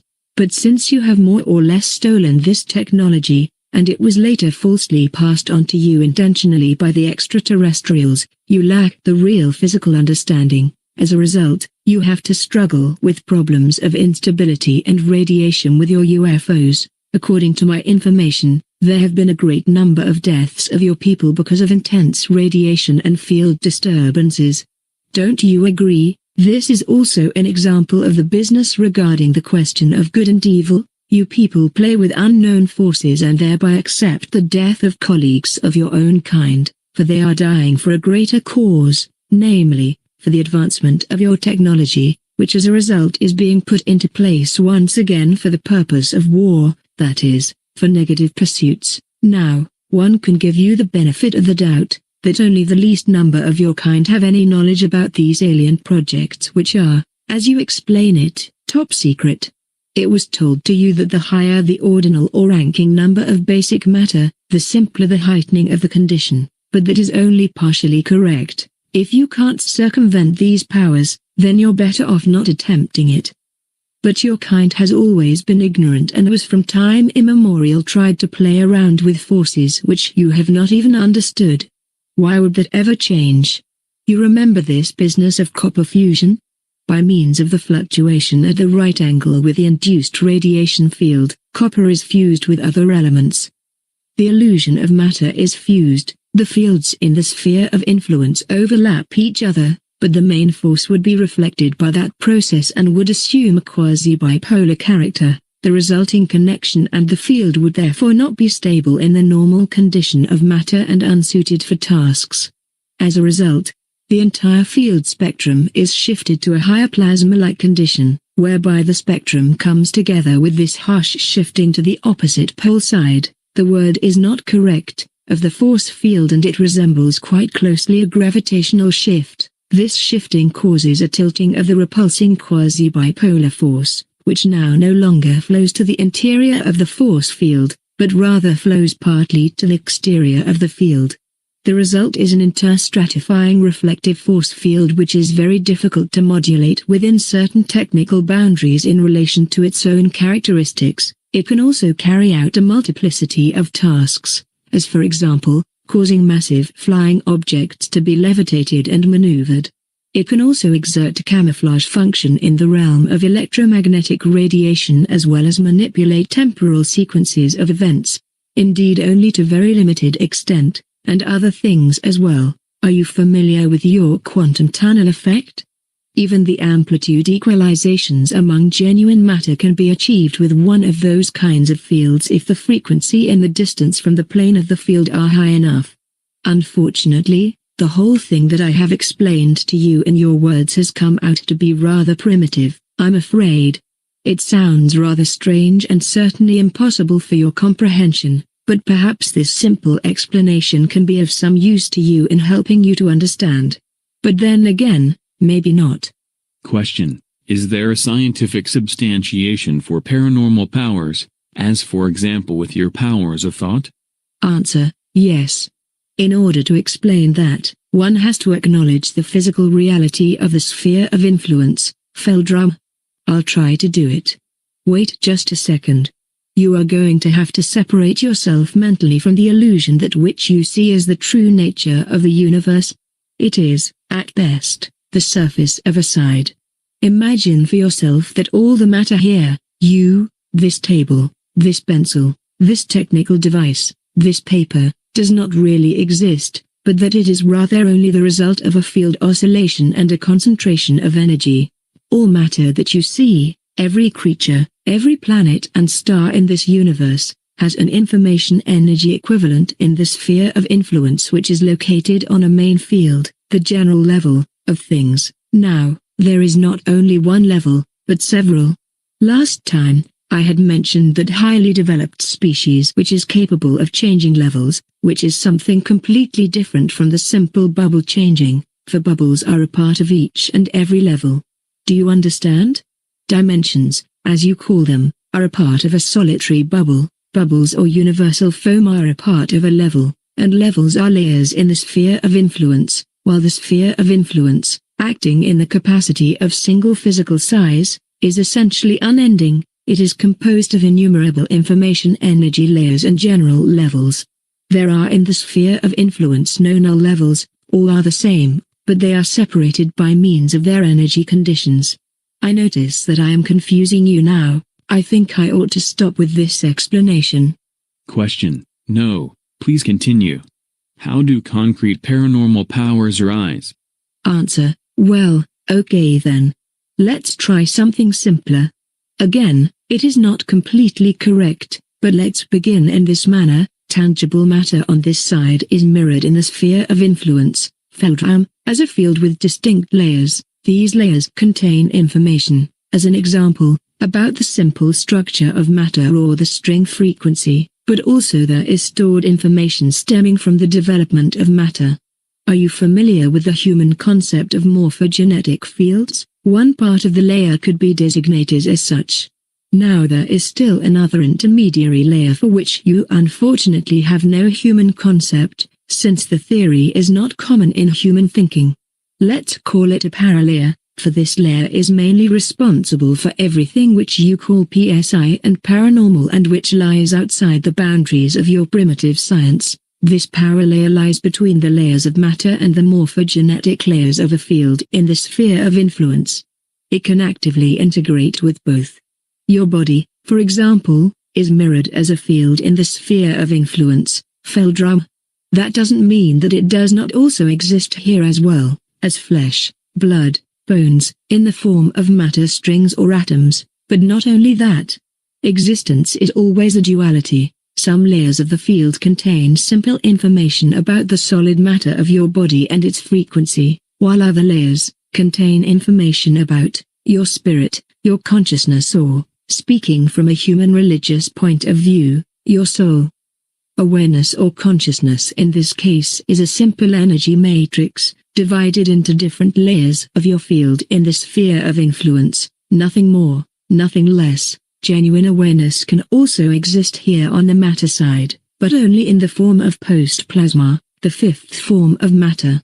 With the necessary physical knowledge and the corresponding technology, the consciousness, awareness matrix, or soul, can also be separated from its field of rest. It can, despite its removal, continue to exist in a self-sufficient manner for a certain amount of time. That has the strange occult name of soul robbing. But above all, we're talking about science here, not about magic or dark forces. Comment by O.A.K. The soul robbing was mentioned in one of the radical, religiously motivated comments in connection with the reptilian species. Creatures with more powerful mental powers can have a direct influence on the paralayer by means of their consciousness, awareness fields. Now this layer is not limited only to the individual, but rather as a part of a general information layer. You could call it in a prosaic sense the community soul, that is connected with all animate and inanimate matter and all consciousness which exist on this main level. The biological cause for these abilities lies on the side of matter, by the way, in the pituitary gland, which always is in the position to generate the frequencies to actively control the sphere of influence, Feldraum. Even you people could theoretically do this, however, you are solidly blocked in these things. As I have said, the paralayer can interact with mind as well as with matter. For example, if I decide to use my mental powers once more in order to move this pencil, then, simply said, I imagine in my mind how my consciousness, awareness expands, amplifies itself on the matter side in the form of post-plasma to the pencil. In the sphere of influence this causes simultaneously an automatic command from the consciousness, awareness layer to the paralayer to interact with the matter layer of the pencil. Since the paralayer is not confined to the body, it is not even a problem that the pencil lies over there, for I can unerringly reach it, even without moving my matter body. post-plasma on this side, paralayer on the other. I have control over the pencil, and the interaction brings the matter field of the pencil to the point where it changes in the manner in which it moves. For example, Comment by LeakYou. I certify that the pencil mentioned above abruptly at that very moment jumped into the air to a height of 20 centimeters and then fell back to the surface of the table. The sound is clearly heard on the recording tape. No one visibly had touched that pencil. Question: that is fascinating. Which kinds of paranormal activities can one generate with that? Answer: all kinds. Everything that you call paranormal. As I said, this special layer lies in the sphere of influence, Feldraum, between the morphogenetic information layers and the matter layers, and can interact with respect to both sides. That is to say, it can be interacted with solid matter as well as with mind or mental information, wherewith we can achieve everything that is generally designated as telekinesis and telepathy, the connection absorption with another consciousness. Awareness is generally separate in the procedure from the simple influence of matter, since different consciousness awareness fields work with different oscillations. A consciousness awareness that sends or a consciousness awareness that listens must first adapt itself to the other mind exactly, before any access is possible. Most species also have chances to block the alien access, but you people don't have this. The following is generally valid: the stronger the paranormal abilities of a species, the simpler the adaptation and the access. Our own abilities are not so powerfully developed, therefore, first we have to learn specifically alien mind influence in order to use our mimicry, for example, where mimicry is actually quite simple in your minds due to the implanting of the on-off switch. Some of these abilities are also partially inherited. Mother and child of my kind as an example are attuned exactly during the first months of life, partially also in the egg covering in the expectant mother, and communicate telepathically. In order to influence you people, we need a certain amount of time for practicing. Despite your simple structure, therefore, it is forbidden, for example, for adults of my kind before the age of enlightenment to come to the surface of the earth. That term is synonymous, along with other things, with full physical strength. In the case of not fully developed abilities, the danger of discovery by you would be too great. By the way, there are of course numerous secret teachings about the real possibilities which can give one these abilities, but I really don't know anything exact about that. Whenever an alien mind ought to be influenced, then there are some generally valid steps, which are set into motion by other extraterrestrial species. First and foremost, the alien oscillation must be felt, something generally that is done automatically by the brain, that is, for the one the field oscillation, for the other the quasi-electrical brain waves here in the normal space, which matter inhabits. That is not especially difficult. After that, one simply probes for the other consciousness, awareness in the mind with a post-plasma manifestation, the sphere of influence, Feldraum, reacts and the connection is there. Now one can read out information from the first one and record the desired information to the second one in the correct location. You asked me last time whether you people have the opportunity to protect yourselves against this influence, and I told you that only an awake and concentrated mind had any kind of a chance to withstand it. In this state of mind the oscillations change very abruptly and access becomes complicated. More precisely, it can come as a painful recoil. Whenever you close your eyes, then the field becomes flat, and alien access, to the mind, is immediately possible and without restriction. In terms of your chances against a more highly developed species, you have none at all. They are able to adjust the oscillations faster than you can change. I could even demonstrate it on you, but you were really horrified and confused the last time, so we'll just leave it at an explanation. This explanation presumably sounds to you like, as you say, something esoteric out from the occult or magic. The reason for that is simply that you lack the basic understanding for seeing the background reasons. All paranormal phenomena have a purely scientific origination. None of this has anything to do with supernatural powers. We grow up with this kind of knowledge, we know how one makes use of these powers, and where they come from. We are acquainted with theory and practice. You are not.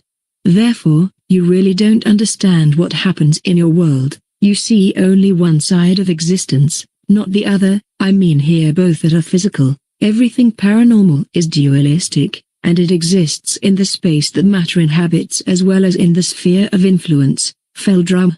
To be explained. It can only be explained by the acceptance of the latter, because the sphere of influence, Feldrum, is the basis. I would welcome an end to the scientific questions since you really aren't grasping them anyway. We're wasting more or less valuable time by doing this. Question. Only one last question. At our first meeting in December, you made it quite clear that you didn't want to discuss scientific and paranormal concerns.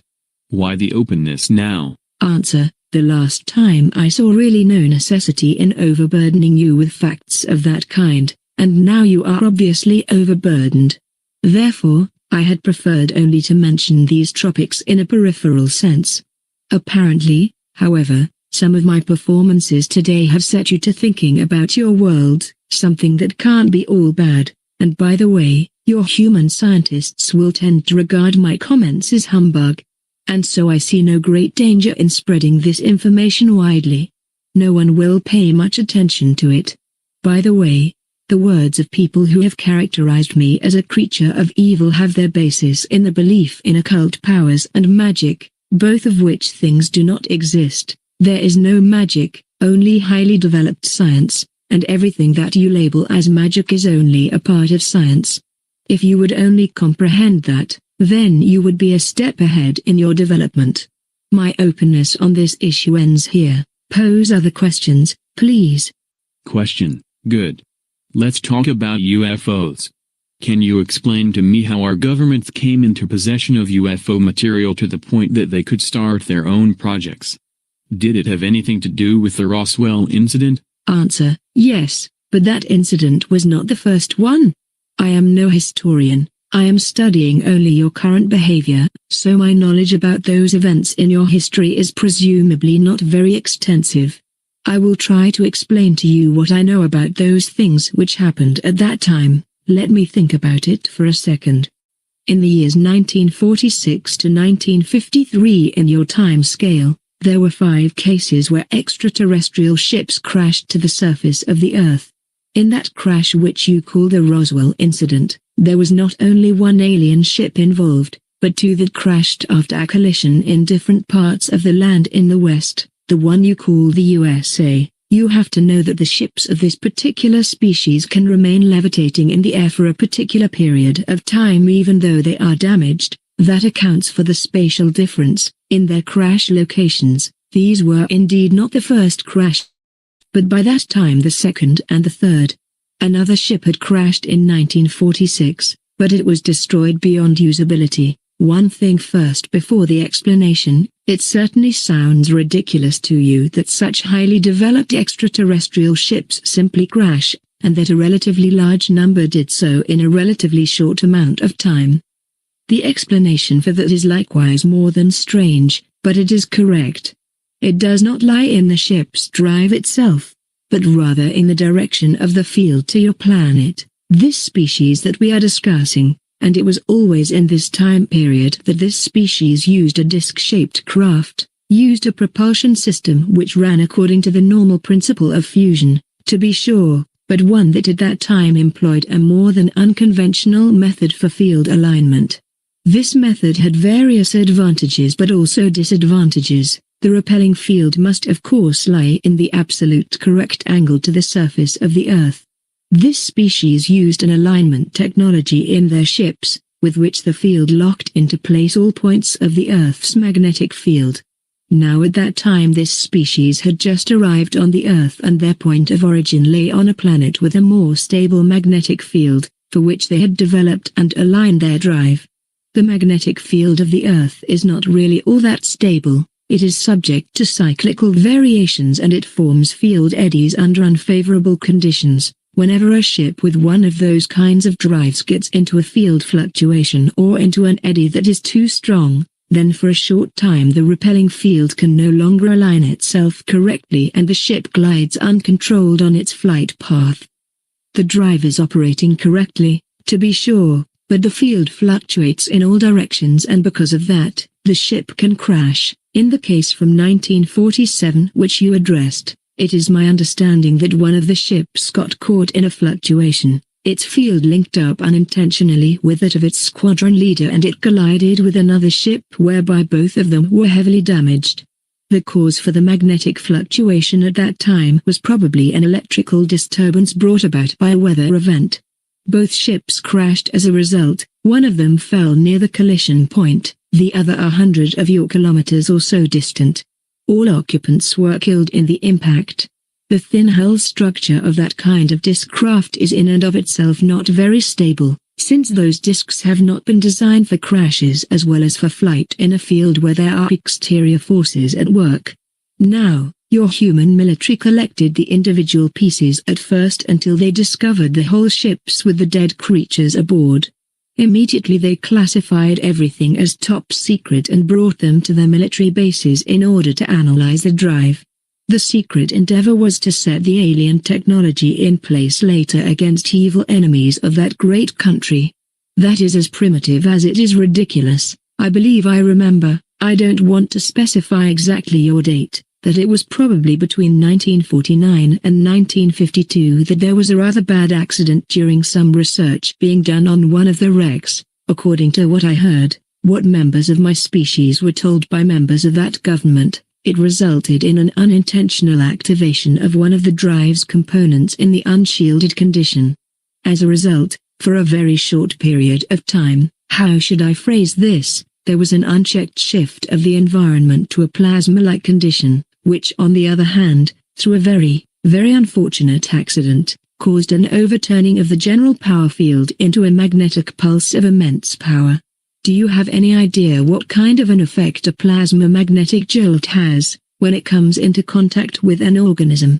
No, how should you know that? Of course you don't. Disturbance in the structure of the field and bioelectric feedback. Imagine, if you will, a human body which is engulfed in bright flames for 3 or 4 of your days. Those flames apparently do not go out and they burn the body right down to its last constituents. Well, then you have an approximate impression of what happened. I think that 20 or 30 of your scientists were killed in that lab. 2 further crashes occurred in 1950 and 1953 in the water catchment area of the American continent. Those ships were able to be recovered from the crashes relatively intact. The one in 1953, as I remember, even had an intact drive core. It was by means of that device that you saw for the first time that you had understood the entire concept fully incorrectly and that you had reconstructed it fully incorrectly. Even today you still don't have it right. That species, which had built the ships in the first place, a species which I, by the way, count among those who are unfriendly towards you, was naturally worried about the investigation of their own technology by your kind. They did not want, however, at that early point in time, to begin direct conflict with you, and so they chose the diplomatic path and came into contact with that government during your 1960s. Of course, they did not divulge the real reasons for their being here, copper, hydrogen, air, but rather they pretended to be curious researchers and offered to show people the functioning principle of the ships whereby they would expect in return some favors. Simple-minded as you are, you of course agreed to it. And were deceived. You gave them raw materials, you gave them secure locations for their bases, you gave them access to your most secret defense data, you gave them access to your DNA and much more, and all just to quench your greed for power and information.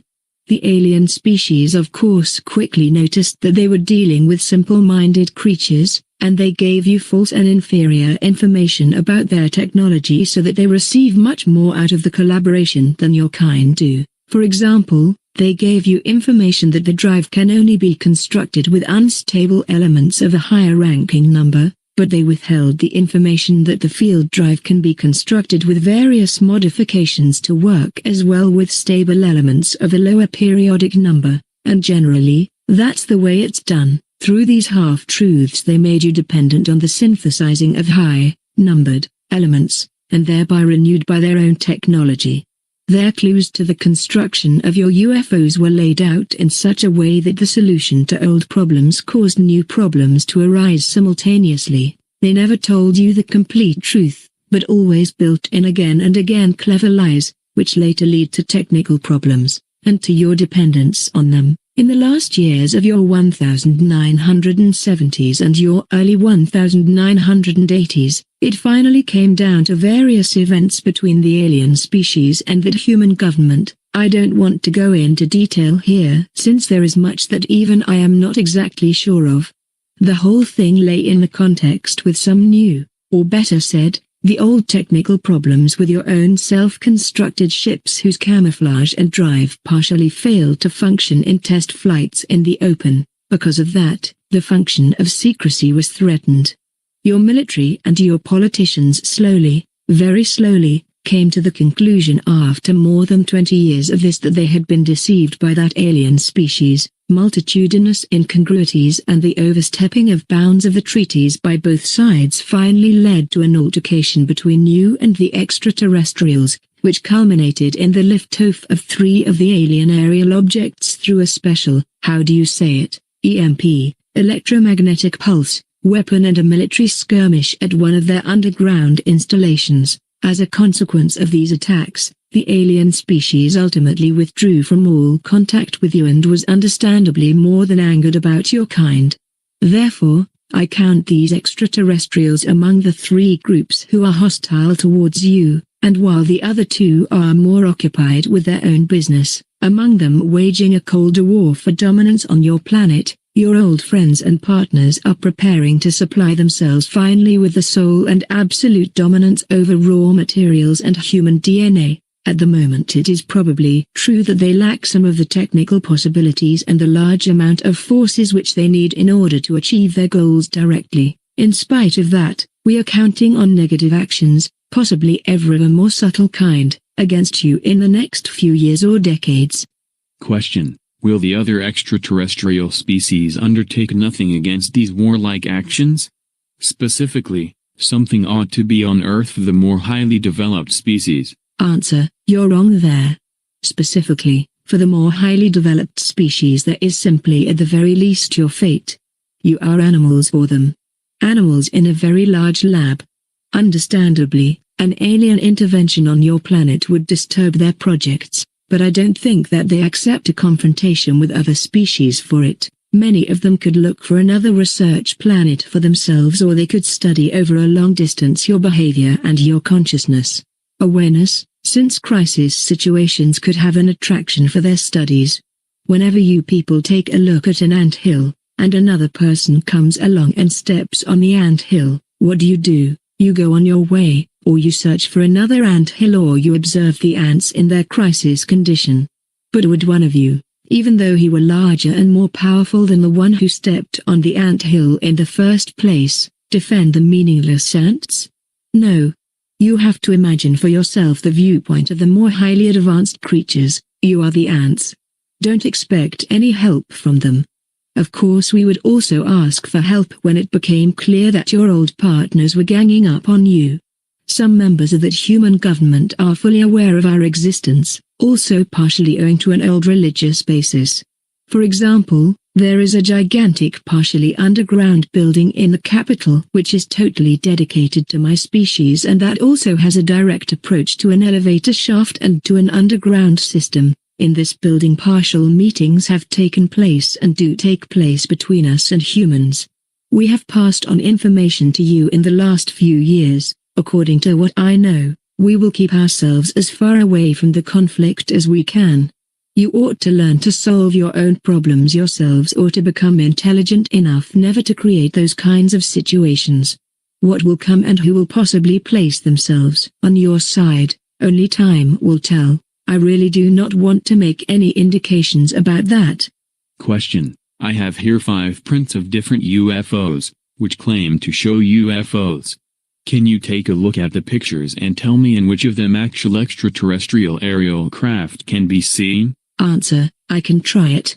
You pose many questions to me today which even I cannot answer unequivocally. Don't overestimate my knowledge. I'm no expert in alien technology and the construction of extraterrestrial ships. To be sure, there are mostly some technical details and peculiarities about genuine UFOs, with whose help one can easily differentiate them from natural phenomena or human forgeries. You falsify sometimes the pattern of genuine ships, therefore, it is not so easy simply with absolute certainty to identify an object. I'll try it. Show me the photos. Comment by Olake. She considered the pictures respectively for only a couple of seconds and then sorted out photos 1, 3 and 5. These 3 pictures here are obvious counterfeits or erroneous identifications. In the one picture, it certainly seems to me that a real existing ship of an alien species was adapted for a small model here. It lacks important characteristics which are tied in with the technically and physically associated field.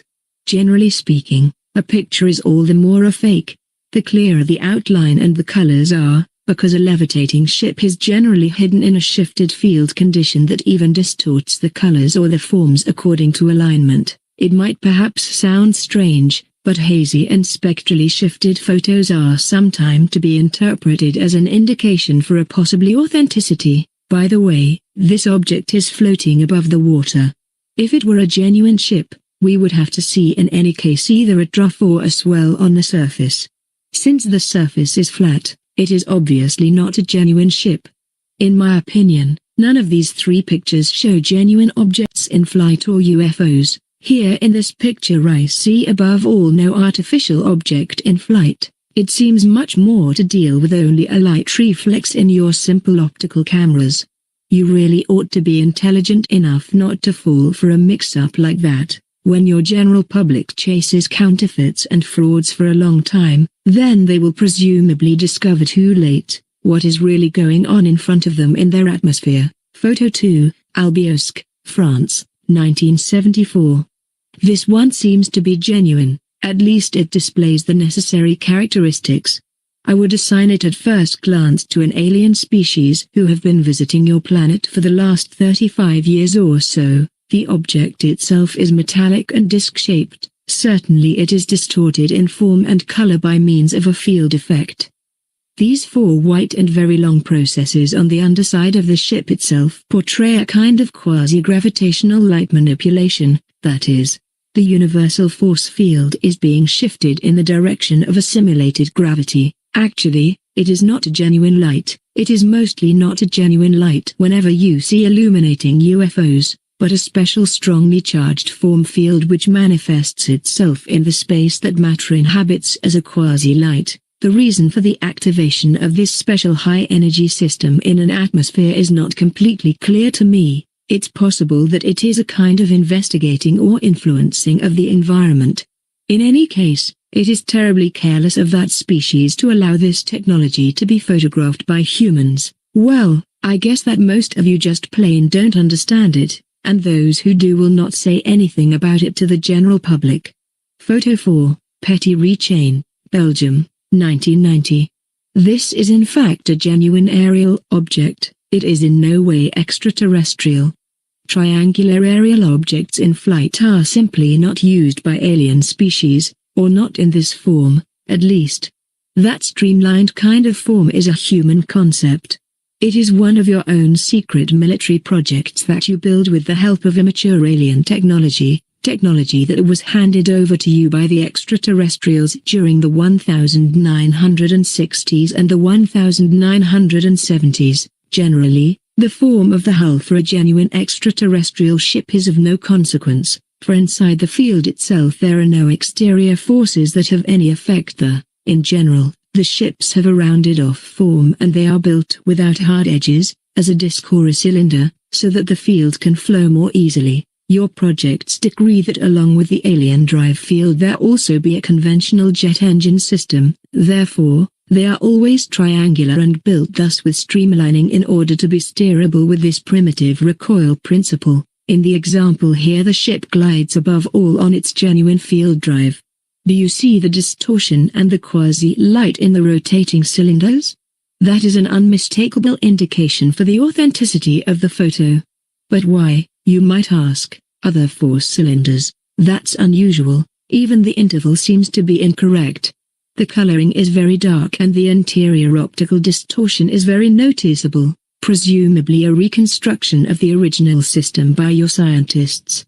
Since the alien species has just not given you any more information since the disagreement, they are rebuilding the system single-handedly without actually being able to understand what kind of dangerous thing they are doing there. This construction does not make the system better, only more unstable. Both of the forward cylinders are too close to each other, they will definitely flow into each other. The color shows me a powerful residual radiation. It was probably the case that high elements were used again as customary for the shifting. It is in any case very dangerous to be unshielded in the vicinity of the field. Did the person who took the photo display any kind of radiation and burn damage? Question: I don't know. Where do these military UFOs come from? From the United States? Answer: yes. I think generally that's true. From the Western continent. Question: why then do they fly over thickly populated areas of Europe? This photo comes from Belgium. That doesn't make any sense. Can you explain? Answer: why is it that only I am able to explain strange human deeds? It's possible that these are long-distance tests or tests with the electromagnetic camouflage systems. The old enemy of the American nation is on this side of the world, so why shouldn't they test here? At home they've had enough time to have had their ships crossing back and forth. Maybe they have aroused too much observation there. With one of those kinds of unstable field structures, as your photo indicates, I consider it somewhat improbable that that ship is capable of making a flight of that length over the ocean. It's possible there is a test station here on your continent. Unfortunately, I don't know anything about it. Question: many readers of the first transcript have posed the question how your original contact with EF came about. I already know the story from your narratives, but could you repeat it here once again for this volume and for the new transcript? Answer: of course. Now, the story began about 2 of your years ago here in Sweden. I have been strongly interested in your species and your behavior since my youth. I had already studied your literature at that time, as well as possible. Naturally, it is not easy in my homeland to come into possession of human books. But since my group or family stands in a higher-ranking order, I was able to gather some material together and sometimes to speak with others of my kind who have already been in contact with you. I was really very curious about your species, and as soon as I was allowed to come to the surface, I attempted to assemble more information immediately. Above all, it was expressly forbidden for me to commence direct contact with humans because in my position at that time, there existed no necessity for doing so. It was in your year 1998, when I was on my way further north from here in the remote forests in the vicinity of the entrance to my world and was looking for biological specimens, which we use in order to watch over environmental pollution and destruction of your flora and fauna statistically by your own kind. At the time, I was already on the return path to the entrance. We can even orient ourselves more easily, by the way, through our senses to the Earth's magnetic field, and already in the vicinity of the large lake, when much to my surprise I came across a cabin in the woods. In this cabin I sensed a human consciousness. Awareness. It was EF. Actually, I had no permission for contact with another species, but by the same token I had set in place my mimicry capability quite successfully prior to this. Even with larger groups of you, I had never ever come across a human being when I was alone. Now, let's call it primitive curiosity. I wanted to talk with the person in this cabin, and so I knocked on the door. Opened the door and we got into an interesting conversation. His language was not quite yet common at that time for me, but it's not all that hard to learn a new language when one can read the information in the consciousness, awareness of the opposite individual.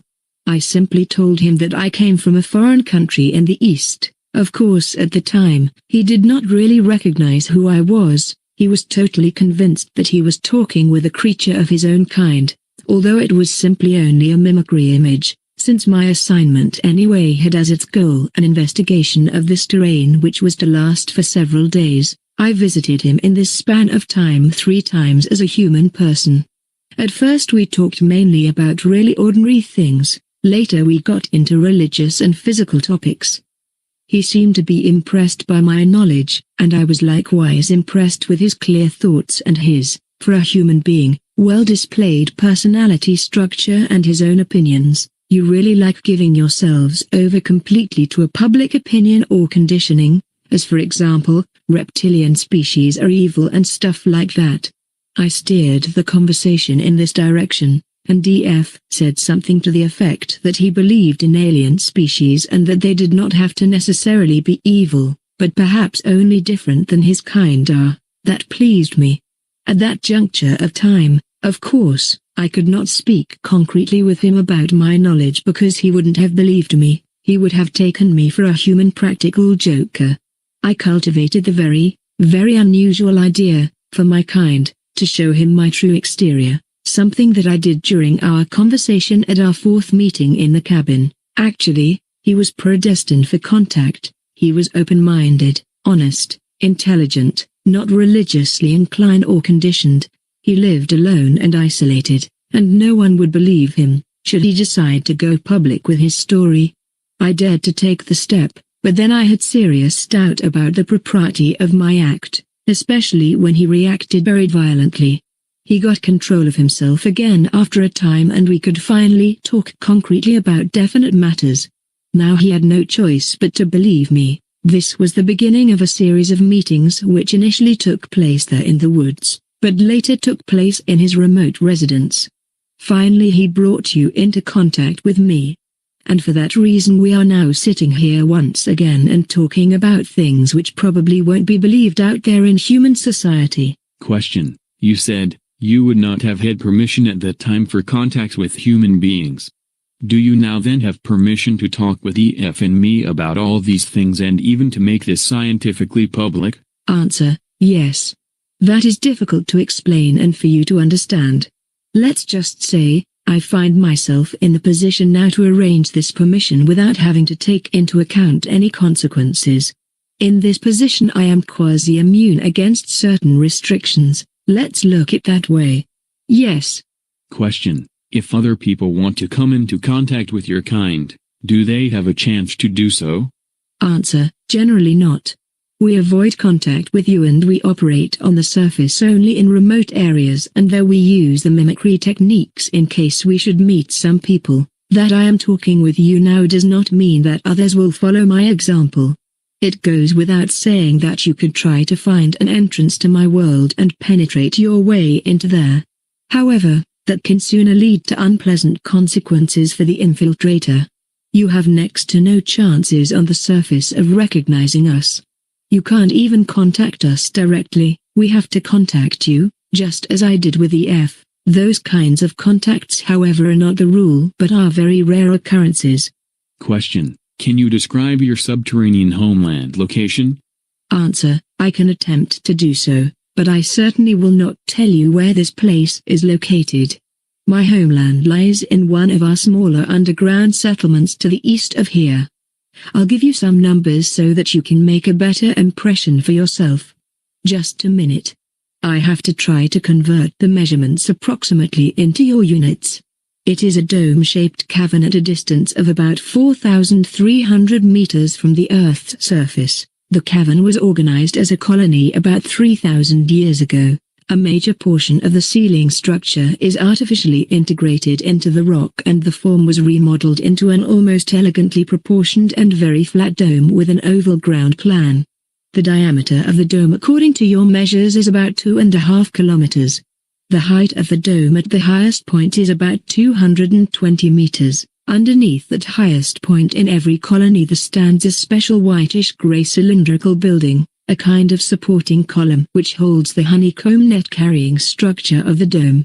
This building is the tallest, largest and oldest in the entire dome, for it is always situated as the first construction together with the security of the ceiling. In the meantime, of course, there were times when it was completed and reconditioned. That building has a very special name and religious significance. We have only one of those columns. Larger colonies even have more columns according to the construction of the ceiling. One of the main colonies in Inner Asia has as an example 9 of those kinds of supports, but that colony is also over 25 of your kilometers in size. The central building is generally a center of religion, but also a center for climate control, and a center for the behavior and the regulation of the lighting system. We have at our location altogether 5 large artificial light sources which generate your UV light and its warmth through gravitational sources. The air shafts and the light systems from the surface likewise run through these columns, and naturally, they are very intensely controlled. By the way, we have 3 air shafts and 2 elevator systems there, and even a tunnel connection to the next main colony which lies approximately 500 kilometers to the southeast.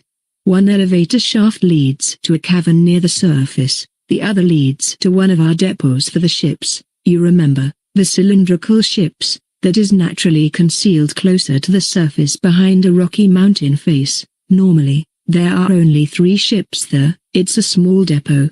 The other buildings of the colony are, for the most part, concentrically ordered in oval circles around the main supporting column, and they are without exception much flatter, generally only between 3 and 20 meters tall. The shape of the buildings is round and dome-like. The color is even differentiated according to circle and distance from the main column. To the north of the column, there is an additional, very large but very flat round building. This building interrupts the concentric system of the colony with its diameter of about 250 meters. It is the artificial sun zone in which specially illuminated corridors and rooms are housed. In these locations very powerful UV light predominates, and they are used in order to warm our blood. There is even a medical dispensary and a meeting room located there. Beyond the outer ring of the colony, there are zones in which animals are kept. You know, we must consume flesh as nourishment, and the gardens in which plant nourishment and mushroom culture are cultivated. There is also hot and cold running water there from subterranean sources. The power station is located on the edge of the colony.